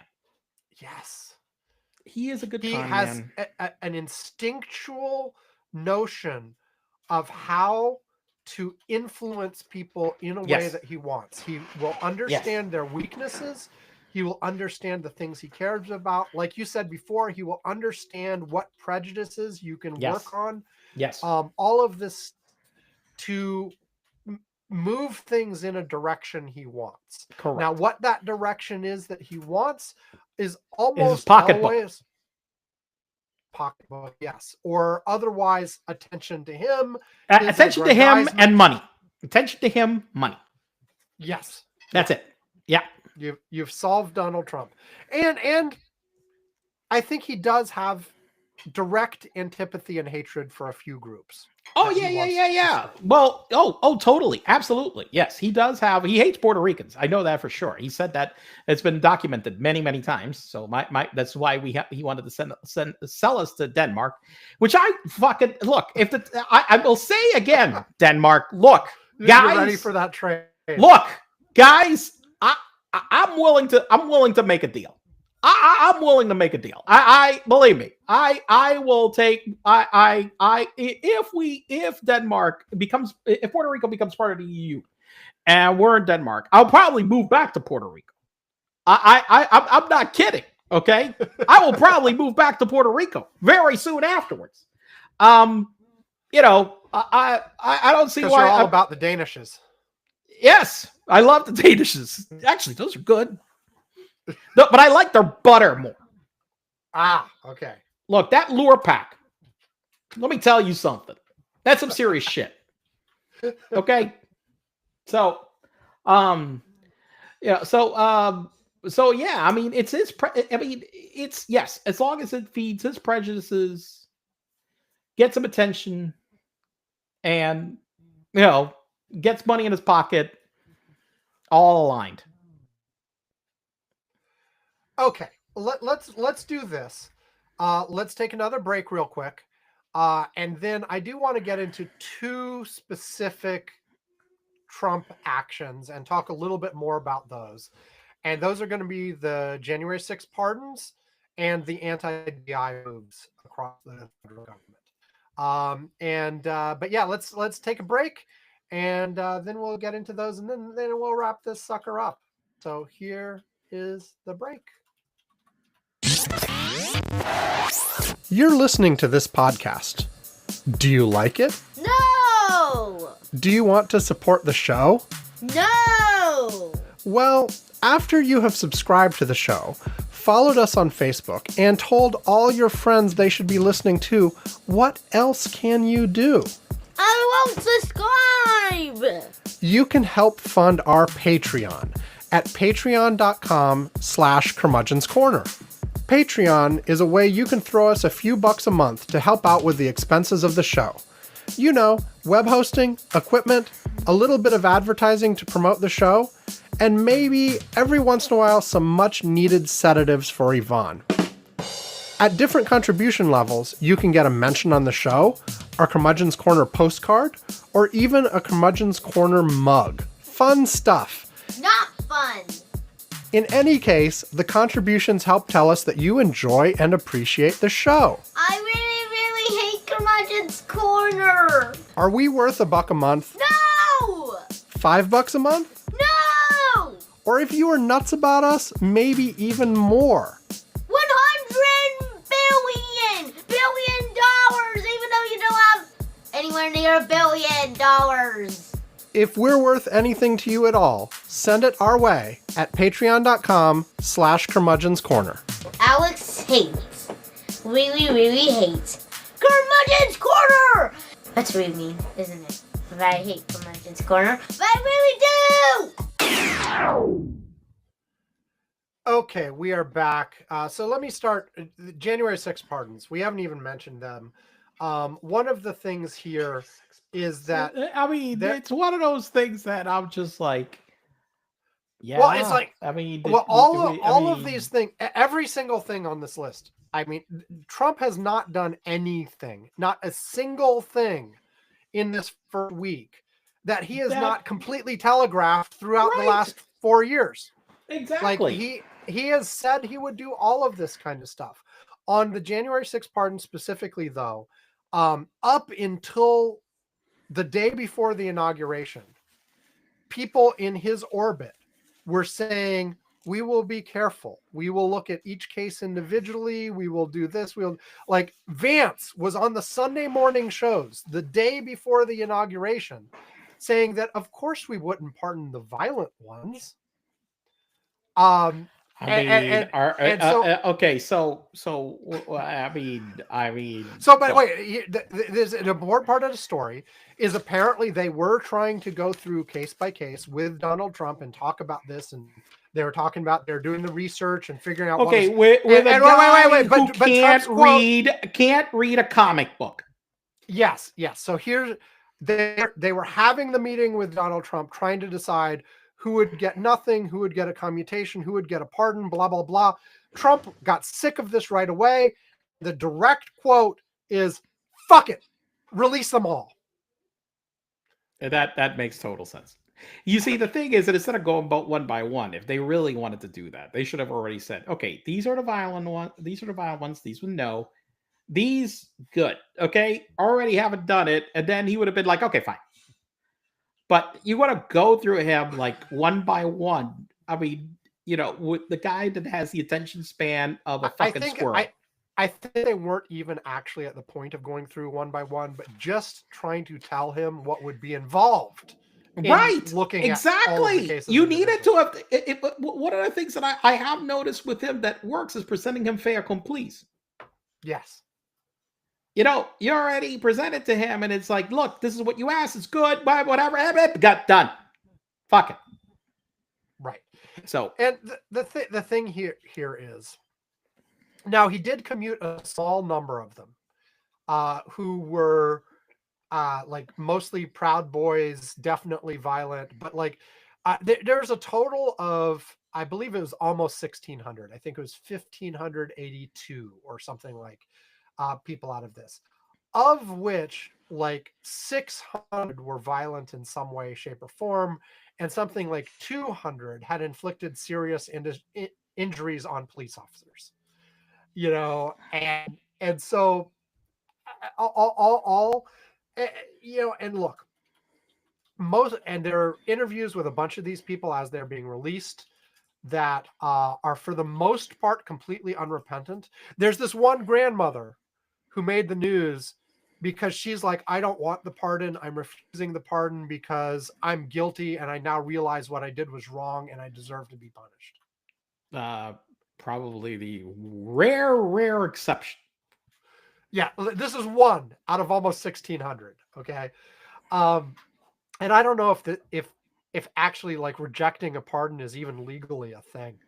Like you can say you don't want it all you want, but it's in legal force and it can't be undone. But in any case, most of these people completely unrepentant, saying they would do it again. The QAnon shaman or whoever he was, the guy who was wearing the horns and makeup and all whatever, his quote was like, "Woo! I'm gonna go buy some guns."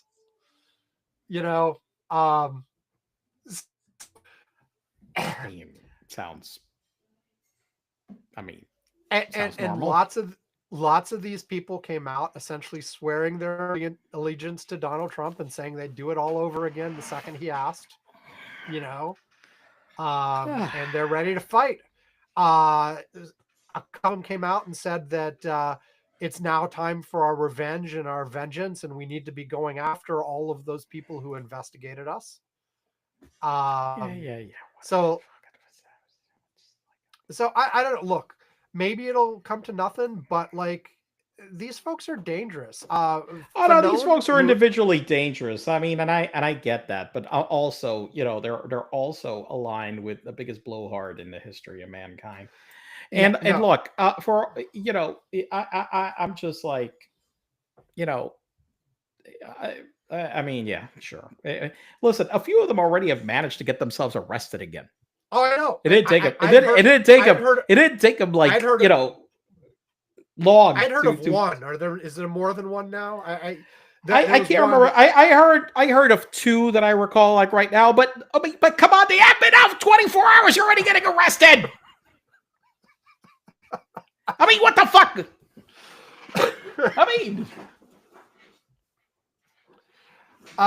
And there's a lot of legal disentangling done.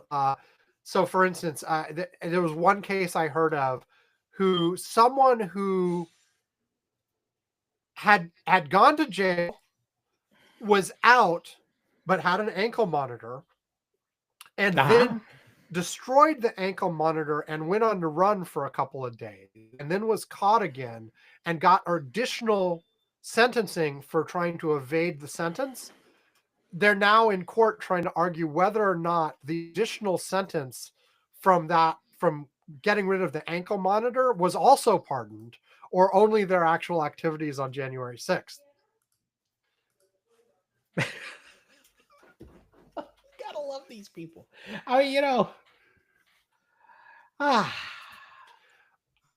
No, nothing but look, the best people, Sam. Nothing but the best people. nothing but the best. But yeah, I was going to mention Officer Fanone, who has been on talking about how him and his family are getting death threats. Is that the guy that said to go time. fuck? You would tell them to go fuck themselves on CNN Live? Yes, it was. That was him. Right. I love that guy. But by the way, I don't know. Is they've there a been place to harassing donate? his mom. Is there a way? You know. Is there a place to donate money to like get them like protection? There's got to be somewhere, because we got to promote that, because these guys. I'm sorry. One thing that I am for is, like, there's a number of these people, and I don't know, somebody. There probably is. There probably is. We gotta like, fuck whatever the fuck money these people need to be defended against these clowns. I'm like, I'm all for fucking, like, making sure that they need to get whatever the fuck help they need. Well, because I'm gonna let these assholes let them be intimidated by these fucking. In an interview that after the pardons, because of the volume of death threats against him and his family, him, his ex-wife, his children, his mother, all getting threats, all getting physically harassed, like people showing up at his mom's house and throwing shit at her, literally threw a bag of shit at her. Kind of stuff, and and things are more violent than that too. Death threats all the time. He went to try to go to court immediately after the pardons to get like restraining orders or whatever put in place, and was basically told that it would be a long, complex process.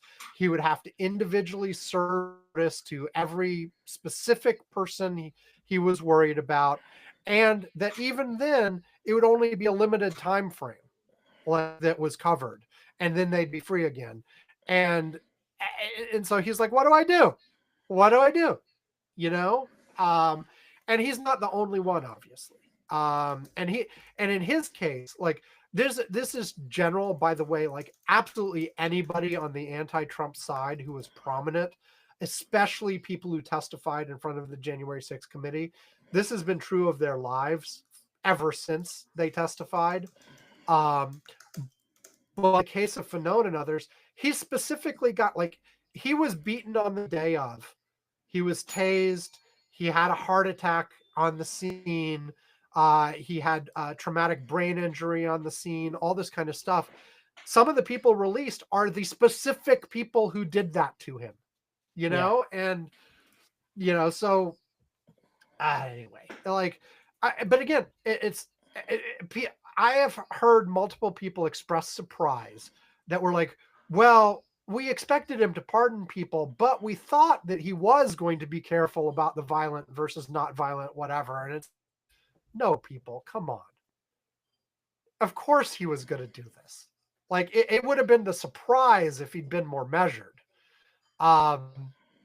He is paying off the people who supported him.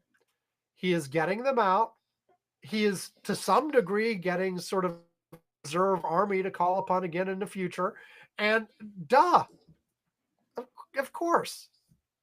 And like you were saying, Yvonne, like, really, you were going to expect Donald Trump to sift through the subtleties of 1,600 different cases and make a nuanced decision.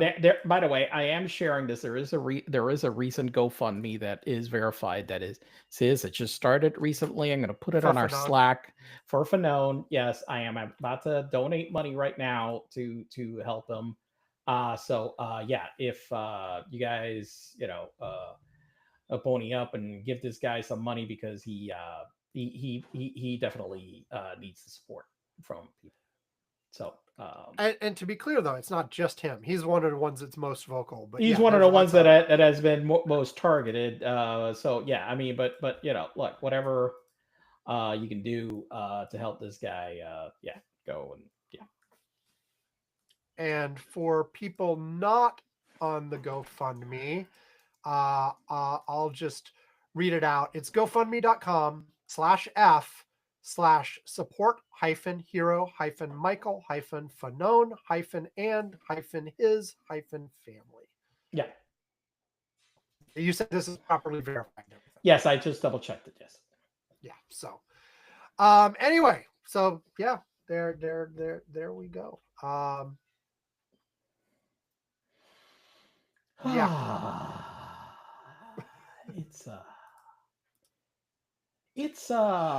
It's gonna be a long 4 years. Okay. So the other thing in our last few minutes is to just talk about because we had a nice discussion on the Slack, by the way, of DEI. So for those of you not on the Slack, you're missing out. You should check it out. But basically, what Donald Trump has done is immediately suspended anybody anywhere in the federal government doing anything related to DEI. But also, and they're for the moment they are on paid leave, and their departments have been instructed to figure out the right way to actually fire them. But they also put out a notice to all federal agencies, and it was a different notice at each agency, but they basically were the same, telling people that sometimes people try to do DEI under other names, and to please, if you see any of this happening, report it. And they gave an email and a phone number and blah blah blah. Which let me ask a question: do they explain what they mean by DEI? I could get up one of these particular notices. I don't think so. But basically, look, what they're actually targeting is actually far wider. I've seen reports that they're also like shutting down all affinity groups. Like if you have that is correct. Yes. Like women engineers working at NASA or something. Sorry, no, you're done. You can't have that group anymore. And all of this kind of stuff. Because basically, look, and Yvonne, I'll let you in a second because you did it well on our Slack. But I have another pointer to somebody else who did it well. But they mean by DEI, right? Quite clearly, regardless of what it really is, what they mean quite clearly is hiring anybody who's not a straight white male. That's right. Well, if basically that's what should be there. And if you're not that, then you're a DEI hire. You're a DEI hire. You're a woman, you're black, you're a minority, you're Hispanic, you're a DEI hire. And look, they mischaracterize routinely. And this is like you said, it's all about finding people's prejudices and exploiting them. They've tried to characterize this as, the DEI stuff, by the way, and you can have an argument on affirmative action too, but this isn't even old school. But this is not affirmative action. This is, but they mischaracterize it from top to bottom as hiring unqualified people just because of their race or ethnicity in order to be woke. And that's how they characterize everything.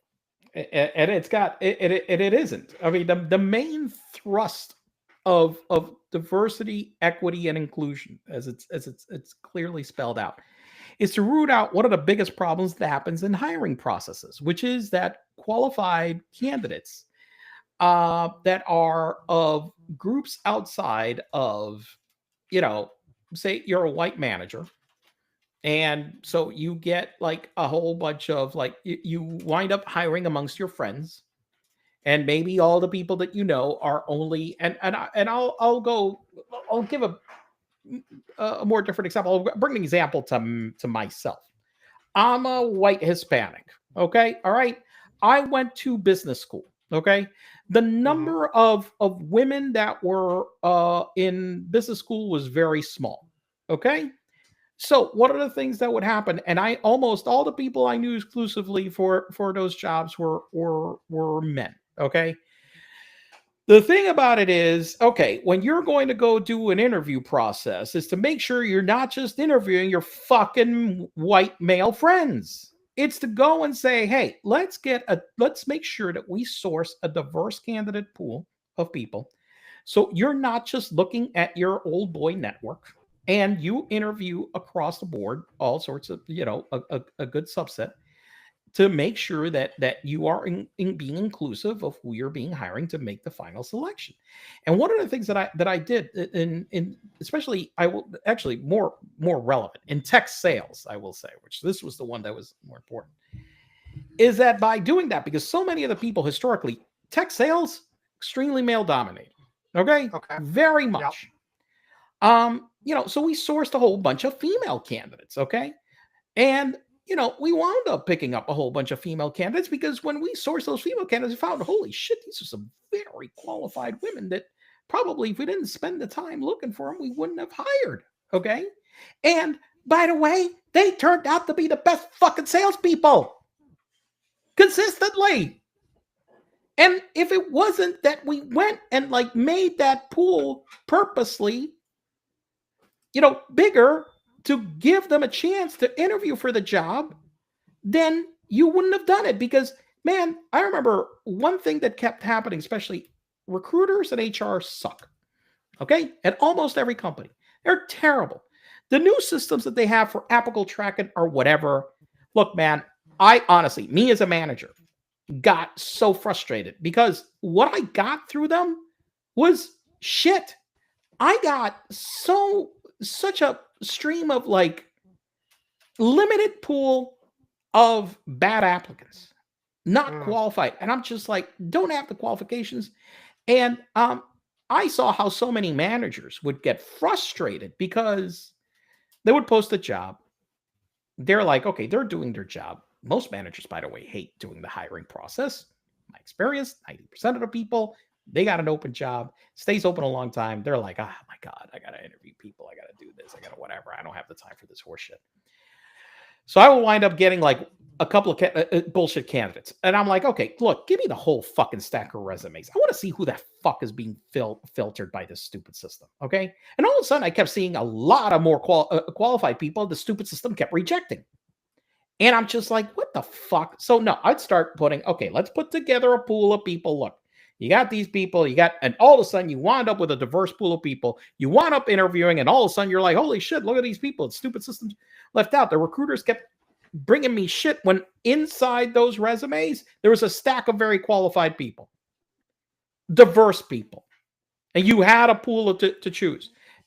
And, you wind up with a team that is diverse. You wound up looking at candidates who you didn't consider. You wind up hiring people that many times wind up surprising you. This, like I said, 15 years ago, stereotype, all the tech sales people are women. Man, you know what? Such a horseshit stereotype. I mean, it's like so many of the are great. And it was a stereotype back then. It was a male dominated profession. Okay. Yeah, you said women, but yeah. Yeah, but it was but it's like it was such a male dominated profession, and getting them in the door to be presented qualified, whereas before we didn't bring them to the table. And that's the whole thing about DEI. It's to bring qualified people to the table to get a look, that you get a diverse look, not that you hire.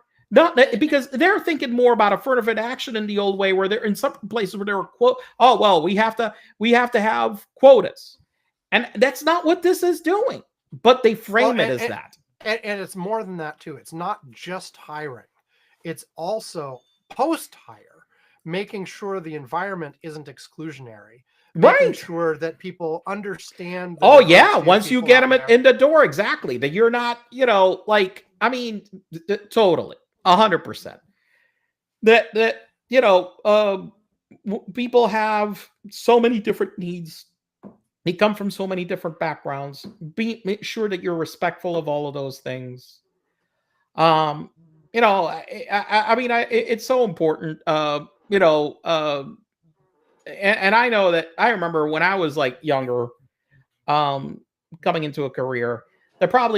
We did probably a lot more things that were some people, for example, having a happy hour, okay, bringing people alcohol. Yep. There's a number of people that don't drink, right, and they don't feel comfortable with that environment as that being the only social type of interaction that there is for the group, for example. I mean, if you don't drink, you'll wind up feeling uncomfortable.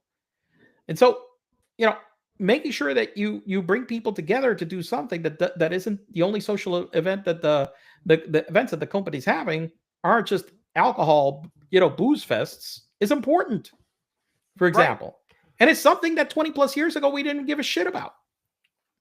That's inclusion. Well, yeah, 20 plus years ago, it wasn't just like, you go out and drinks, you go do drinks at the strip club, Yes, correct. So, and drag the women along. Some that didn't want to go. Some wanted to go, but some that didn't want to go. That they felt, and they felt like this is, and by the way, some that didn't want to go but felt like they had to act. They want to go. Exactly. Yeah. I'm saying this because I've been invited to strip clubs by women, so that's not yet. I'm sorry to tell you that doesn't work that way. I understand. Okay, I'm just saying, but at a work environment, if you're doing that. The people feel pressured. Yes, they don't feel like they have freedom of decision. There's a reason they call it mandatory fun. Right. Because people don't feel like they really have the option to opt out. Yeah. I mean, maybe even they technically could opt out, but then they feel like if they do, there will be negative consequences to them. Maybe not explicit negative consequences, but if you're not in the club, you're not going to get some sort of benefits. People aren't going to think about you as much. People, all this kind of stuff. And so DEI includes all that kind of stuff too. Yes. It includes like being yes. sensitive to, this guy has these particular religious restrictions that you should correct. Think about. Yes. This person. It's not just Merry Christmas, motherfucker. For example, this person was a vet who has PTSD, and so maybe don't go dropping things around him or sneaking. Hey, let's not go to a gun range for fun. There are all kinds of things, and basically, it's really all about, hey, let's be thoughtful and actively try to combat our own internal unspoken prejudices and make sure we're being fair. So instead of like, for example, that is anathema to the current Republican Party. 100%, 100%. Totally 100%. And it's a thing of like letting the team really be a lot of times like within reason be the driver of what the activities that are being done and so forth. And make sure that they, that you carefully consider that they are, that they are inclusive. Okay. And it's something that I know 20 plus years ago, we couldn't give two flying fucks about. And, and I worked in an environment that many times that maybe, I know that the women I work with, know that more because they've known me for this long, they know that they weren't being pressured into it. But that wasn't like their favorite. That wasn't what they really wanted to go to. Okay. And that, because it was almost all of our friends, but they were like, yes, well, you preferred to do something else. But we know that you were like, okay, well, but that was the learning experience. Well, that's the whole thing with this kind of thing. In many cases, and this applies not for all of these groups and all of these sensitivities, it's not necessarily something that the person is going to say no to or even immediately be offended by, but it sort of wears them down over time because they're being asked to do something, or they're, the whole microaggression thing, right? Yes. You're constantly over time doing small little things that none of them on their own are necessarily like a big deal. But when you add them all up, are creating an environment that is hostile.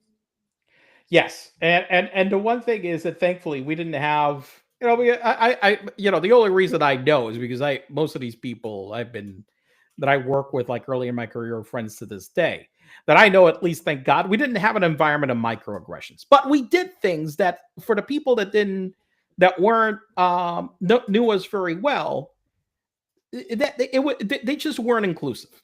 Okay. It made it that, that new members, they didn't, it's uncomfortable.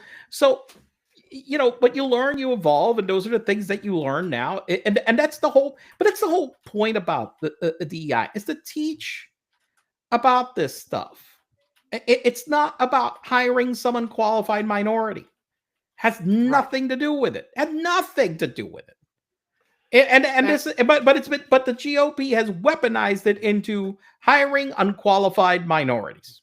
Right. But to be fair, that's the wrong way to say it. That's not fair. You're absolutely right. It's weaponized about hiring unqualified people.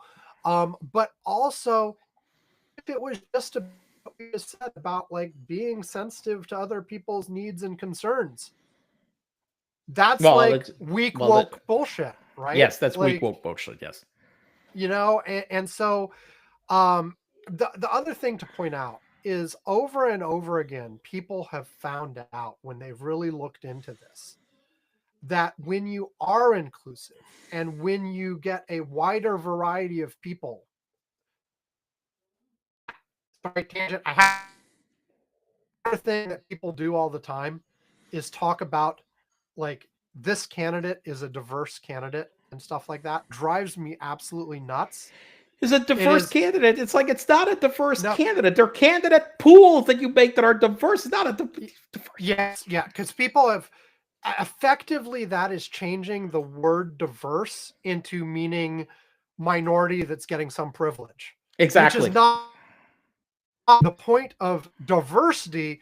Is diversity in the group of people you're looking at. It's basically saying diversity is a strength. The wider variety of people you have working on things, which, yes, includes race, includes ethnicity, includes gender, includes sexual orientation, but also, by the way, includes like type of education. Right. Yes. What job history prior to the current job. Yes. Like, veterans versus civilians. Yes. People who, do you have people that at one time in their life actually did work retail jobs? Yes. Or do you only have like trust fund people who jumped straight into college in a high paying job? Yes. There's very much so. All of this kind of stuff matters. And it is not, you do not have, person is diverse, this person does that. No, it's, you are looking for diversity in your overall group of people. And the reason why, which is what I was about to say before that tangent, is that time after time after time, people who have looked carefully into it have found that you get better results with the diverse group. Oh, 100%. Because they are bringing in perspectives that you do not have if you have sort of this homogenous, you're all straight white guys. Yeah. Or even, or for that matter, if you're homogenous anything else. Or homogenous anything else, yeah. Like, it does not serve you to have a group that has the entirely the same viewpoint, entirely the same background, entirely, the more variety you get, the better your results in the end, because you look at things in those different ways, you get to hash out the results, etc. Assuming, by the way, the diversity itself is not enough.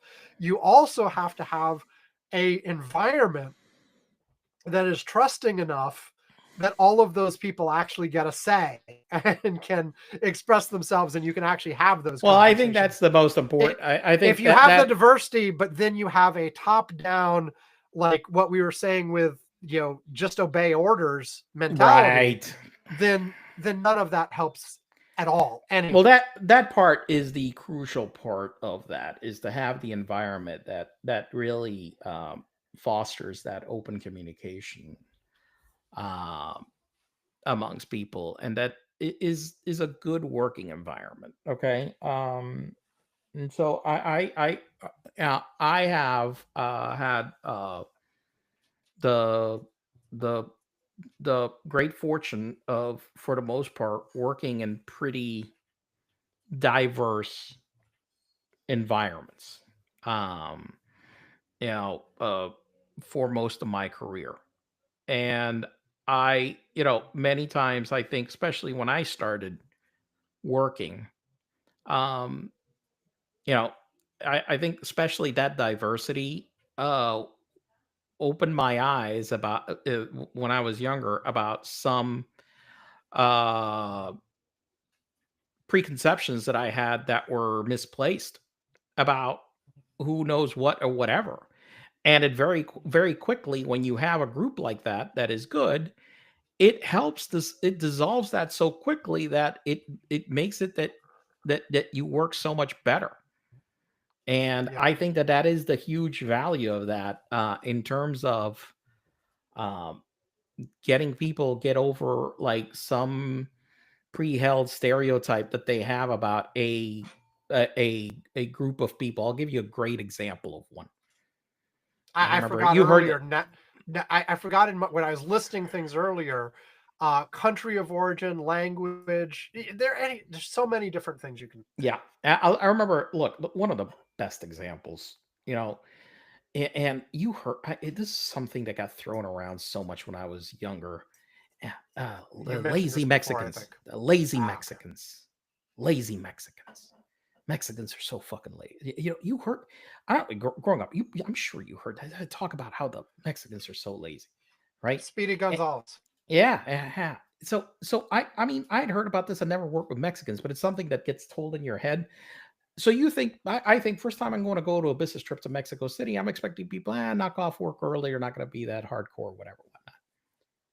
Listen, went to the HP Mexico office first time was in the summer of '97 internship. Those fuckers got there at 8 in the morning on the dot. And they at the 8 p.m. at night, that office was still packed with people. Barely anybody had left. I've never seen I've never seen an office with people working their ass off more than at that office. Literally packed at 8 p.m. And I was like, holy fuck, how could people say that these people are lazy? Where the fuck could people? I mean, and it's just one of those things that quickly showed me how a stereotype just gets thrown around about people that is just complete bullshit. Right. And that was a real eye opener for me. I'll tell you that one. And I was like, that really, to me, I was like, I learned from that one. Anything you heard about any country about anybody how it works in their work culture, just throw it in the garbage because it's just bullshit. I immediately that was like in the dustbin immediately. Yes. Yeah. So I mean, and the reality is, and this is true generally when doing group comparisons, is the difference between individuals swamps any sort of global difference anyway. mhm. Like, if you and the global differences are usually tiny, minor, random, like, or due to something other than, like, the pernicious thing is people assume it's sort of like any differences you see are due to some internalized, well, let's put it right out. People think it's genetic. People think it's like, oh, this Yeah. ethnic group is dumb. This ethnic group is Yes. smart. This ethnic group is lazy. This or whatever. And it's not. And the reality is, any differences like that have ever been looked at tend to first swamp by individual differences, so are not meaningful at all when you're looking at individuals that you're interacting with. And second, have readily explainable alternate explanations related to infrastructure, education, previous bias, people, all kinds of opportunities that weren't available, all kinds of other things, as opposed to being like this group has some property that just doesn't seem to really exist. So, Well, what? Listen, I think that one of the things that you know, is one of the most difficult ones to explain to people in management positions in the U.S. that had never worked outside the U.S. They kept thinking that sales outside the U.S. of product A, B, or C. Oh my, well, it's so different over there. You guys don't understand. And I'm like, it is the biggest utter bullshit. What are the realities is about the 21st century is that the differences really between the knowledge of the products, the sales process, the transaction, whatever, are actually far less than what that people are. That the interactions and how people work and how they buy products across the globe are far more similar, especially than you will ever believe. And that the differences in terms of sometimes just local work culture have sometimes to do just with like laws and certain things, or just how, you know, well, like in the EU, for example, they're far more strict about working hours. Mhm. Okay, people staying late.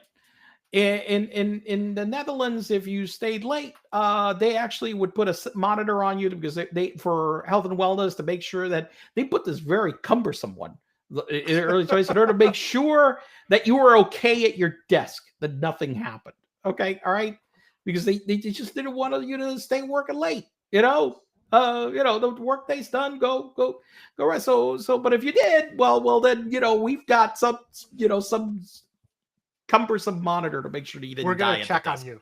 Yes. Not unlike in the U.S., where I can't remember where the hell it was. I think it was at Wells Fargo or some other company, where there's an employee that was dead for like they didn't notice for 3 or 4 days. No, over there they're like, no, we're gonna put a monitor, make sure that you're safe, and if you haven't exited by a certain time, security's coming around. so those are more the different things. But my thing is that things are far more similar than they are different, and that's the reality. So Okay. So anyway, all right, we've beaten everything to death. I just want to wrap up in a couple ways. One, I had mentioned another person who had summarized the DEI stuff nicely, I thought. Christy Coulter, who was once a guest on this show a few years back. Kristi Coulter, Coulter, made a Facebook post yesterday, I think it was. Anyway, it's public. It's available. Basically, what I was saying, that people keep confusing, affirmative action quote. It says here, I think a lot of people have DEI confused with affirmative action, but they have largely separate things. When you think quotas, preferential hire, and legal mandates, you're thinking about AA. But her post goes on for quite a bit and goes into a lot of detail on a bunch of different things. Very articulate, very well done. I mean, she's a writer, so of course it is. But a writer writes always. Yeah, she's but worth reading. Go search for it. So that, and then also just finally in terms of the DEI stuff actually helping with good results, I was thinking on the one hand, for the Donald Trump and the feds, okay, well, getting rid of this, they'll eventually regret it because not as good results. But then I realized, no, because again, they're not looking for the best results out of these agencies. They don't want the agencies to succeed anyway. Exactly. They don't believe in most of these agencies. Maybe defense is an exception or whatever. But even there, again, this is the difference in culture. The culture is the culture of obeying. The measurement is not, do you get the best results on some sort of objective scale? The measure is, did you jump as quickly and as high as the boss told you to? That's it. That's the only measure. And on that scale, having a bunch of clones who agree with you 100% probably is the best way to get that result. Look, the one thing is, but again, it's not even results. It's like whether you could convince them that you actually did something that you didn't even do. Okay, look, it's the entire smoke and mirrors thing. Look, it's not about facts or substance. It's about how you can bullshit and whether your bullshit is believable. Well, yeah, but in the specific case of people working for you in the in the workforce, in the federal workforce, one of Trump's biggest frustrations in his first term was he would say, I want XYZ to happen, and it wouldn't happen because of institutional inertia and resistance. Sam, and he but here's what this is what I'm trying to tell you. Okay, all right. one of the things that I'm realizing this as I'm speaking to, as we were going through this, is that, Sam, it doesn't even matter that you did it or not. I know. Because I know, no, because no, exactly. Because the reality is, how I've experienced in corporate America, how many times have I seen people that got promoted, not because they actually did anything, but because they sold very well that they did something that wasn't done. So, right. in order to succeed in this administration, here's the problem: is that to these people, the truth is getting is a problem, because you get told to do something. What you get told to do is impossible to do, right? So you Yes. report back that, okay, I told him to do this, right? Okay, I told him to open the valve. Okay, Mr. President, we couldn't open the valve. Trump gets pissed. Well, no, you can't do that. What you have to do is, sir, the valve's been opened. We're good. You could go ahead and tell people the valve's been opened and the problem's been solved. Okay? Right. And you do something else or whatever to make it like smoke and mirror or whatever. This is where we get into trouble, Sam, because so much of what he asked for is impossible to do. So it turns you into just basically just having to see how well you can lie. Yes, impossible and or obviously destructive and or whatever. But yeah, you're right. It's all. But so many of them are impossible too, Sam. Yeah. Hey, I want you to get rid of like 10 million people by next week. What? Okay, you can't get rid of 10 million people by next week, but maybe you can convince them. You'd send them a whole bunch of pictures of some loaded planes and places with a whole bunch of people, and you're like, Donald, we're getting the job done. Look at this. Look at this. Well, and the thing that we can say is that this last election proved all that works. Yes. It's all of it's the matters, not the reality. Correct. And God help you. God help you if you tell the truth. Yeah, if you tell the truth, if you're still stuck on like, I want to pick the policy that's going to have the best result, and oh, by the way, it's going to take 10 to 15 years for the results to happen. I mean, if you're working to make those things happen, great, but you can't. You have to sell it on the illusion anyway. Yes. That's the problem, Sam. This is the situation where they're in. It doesn't fucking listen. The many, like I said, they have to just become complete and utter bullshit artists. Well, and the thing is, at this point, the best you can hope for is the bullshit artist that still behind the scenes wants to do something that's actually useful, as opposed to the bullshit artist who actually just wants to enrich themselves, and that's it.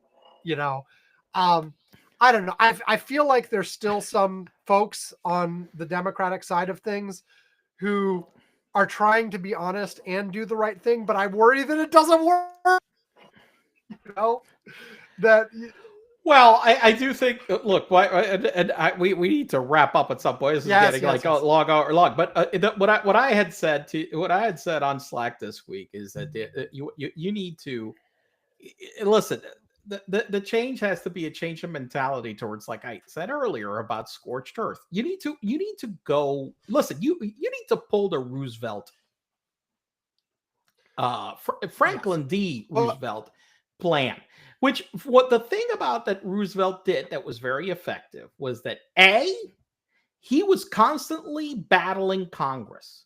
He was if you're going back into government, you have to constantly be bending the envelope, try to pack the courts, try to do this. I don't give a shit that they reverse it. You have to go scorched earth like that. And you have to brand it. Because believe it or not, that fucker, hey, the New Deal. Fuck, we still remember that damn name. Yep. You need a 21st century New Deal. Is what you need to package. Not just quiet thing and no one knows it was you. Exactly. You need to do the 21st century New Deal. That's what you need to put. And you need to brand it, and you need to sell it, and you need to say, hey, This is what we're doing. And then you need to be aggressive and you need to say, Mhm. fuck, fuck work with them, whatever. We're going to do whatever the fuck it takes. Okay. And you sell it that way. Yes, agreed. And I will add one thing that is just of the various Democrats since the election, only one of them has really stood out to me in terms of seeming to do this the right way in terms of the communication. Which is?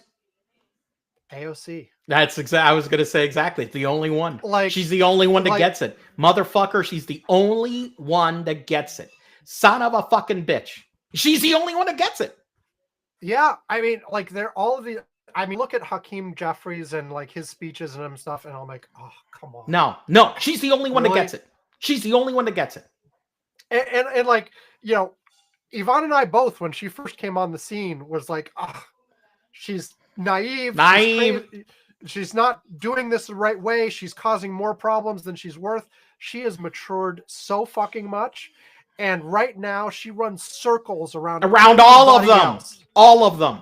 All because of them. She message in such a way that she's making the right point. Like, you've got so many Democrats right now who are in a stupor, who are like, oh, that's none of this election is we have to move right. We Fuck have to that become shit. more conservative to get the people No. And it's not about moving right or left. It's about being aggressive with your fucking message. Yes. Packaging it and selling it the right way. The right answer to this is, oh, we can be aggressive to immigrants too. We can deport more people. No. No, this is not the right way. And yeah, she's the only one. She's the only one now.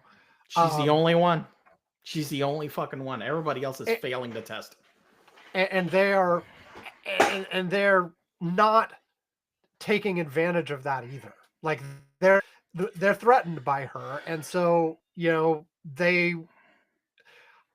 the wrong approach. Like, they should be taking her and saying, "Damn, you're good. Let's get you in front of more people more. Exactly. Go front and give and you center. more responsibilities. Yes. You are the face of the new Democratic. And look, honestly, on some things, she's more left than I am, and I would not agree with her on an issue by issue basis on everything. But God damn it, she knows how to get the message across, and none of these other jackasses do. But this goes to one thing. She gets me in the direction I want to go. Okay. I don't need to agree with somebody on everybody. I didn't agree with Biden on everything either, but he get me go in a direction I want to go. She gets me in the fucking direction I want to go, and that's good. That's more than good enough for me. That's great for me. Okay, all right. That's what I want to do. Yeah, there was an interview with Jon Stewart in the last couple of days. I have only seen clips from it. I have not spent the time to watch the whole thing, and I feel like I need to fix that. But I will if you just Google Jon Stewart and AOC, you will find it. It's from the weekly show with Jon Stewart. I found it. Podcast. I'm gonna put it in the Curmudgeon's Corner Slack as well. And yeah, it is one of many things. She's posting on her own TikToks and YouTubes and stuff like that all the time as well.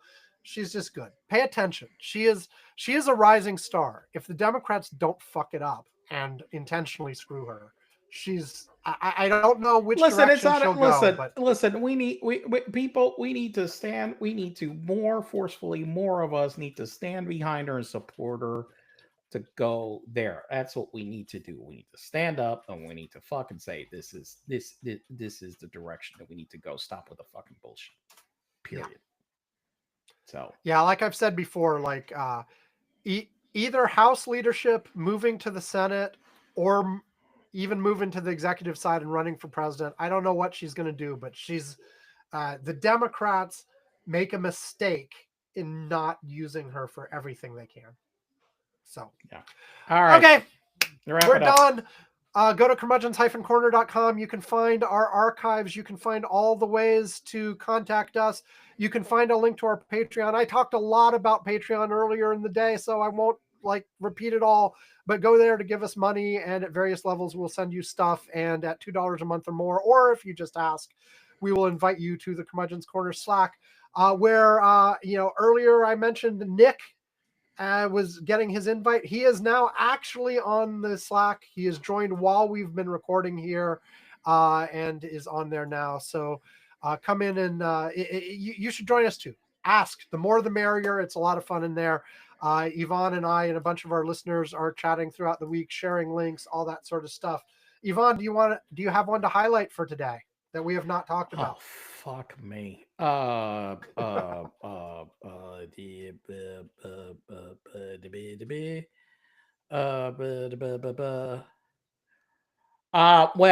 I was very happy to report on the random channel on Slack that with the new changes in the algorithm at Facebook, I'm getting really the recommendations that I'm really Okay. I really need. Yes.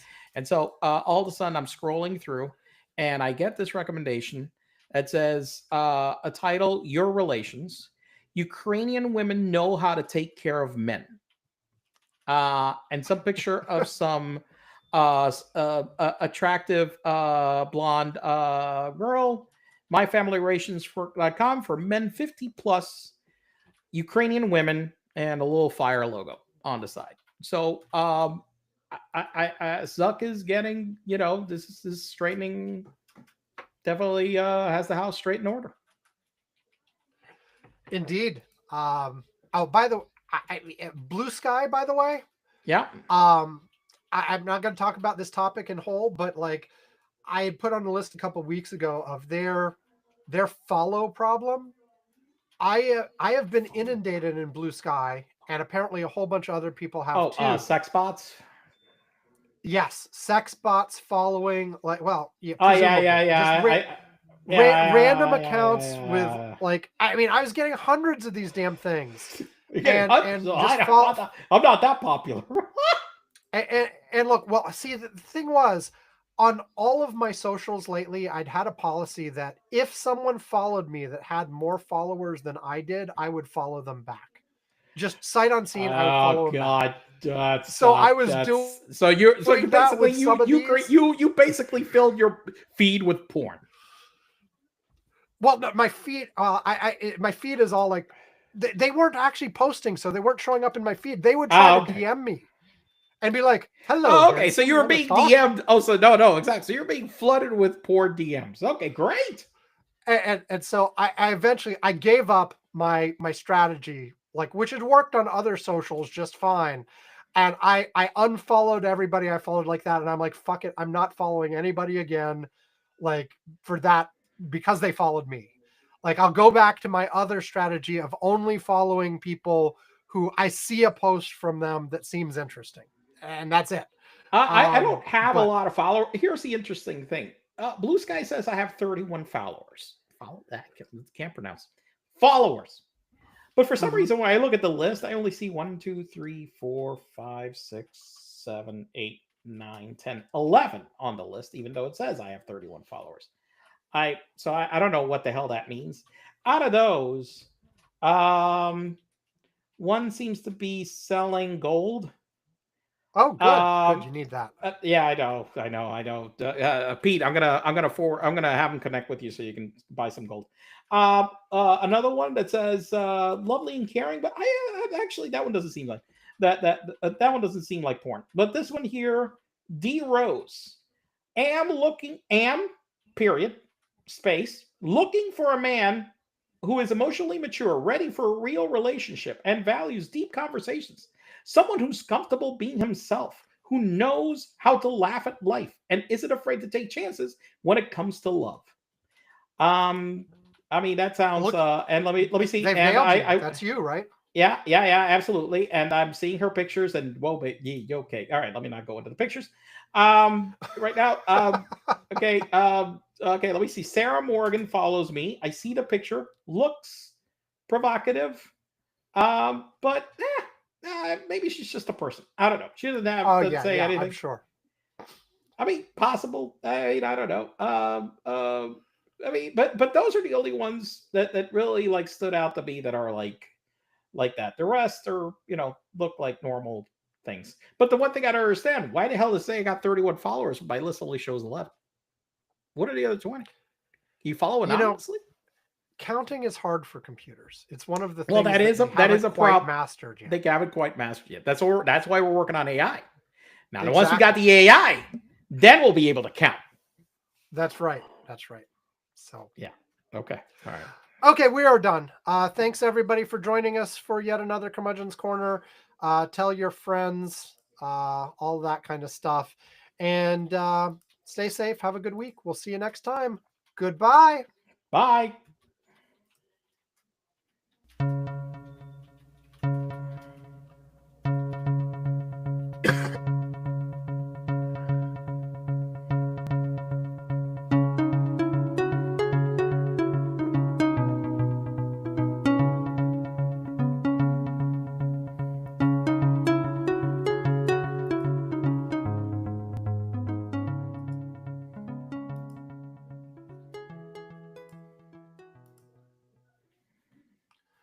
Okay, hit and stop. Later, Yvonne. All right. Let's see. Save. Okay. Keeping Riverside open. Okay. I'm Success. uploaded. Okay. Bye. Okay, bye.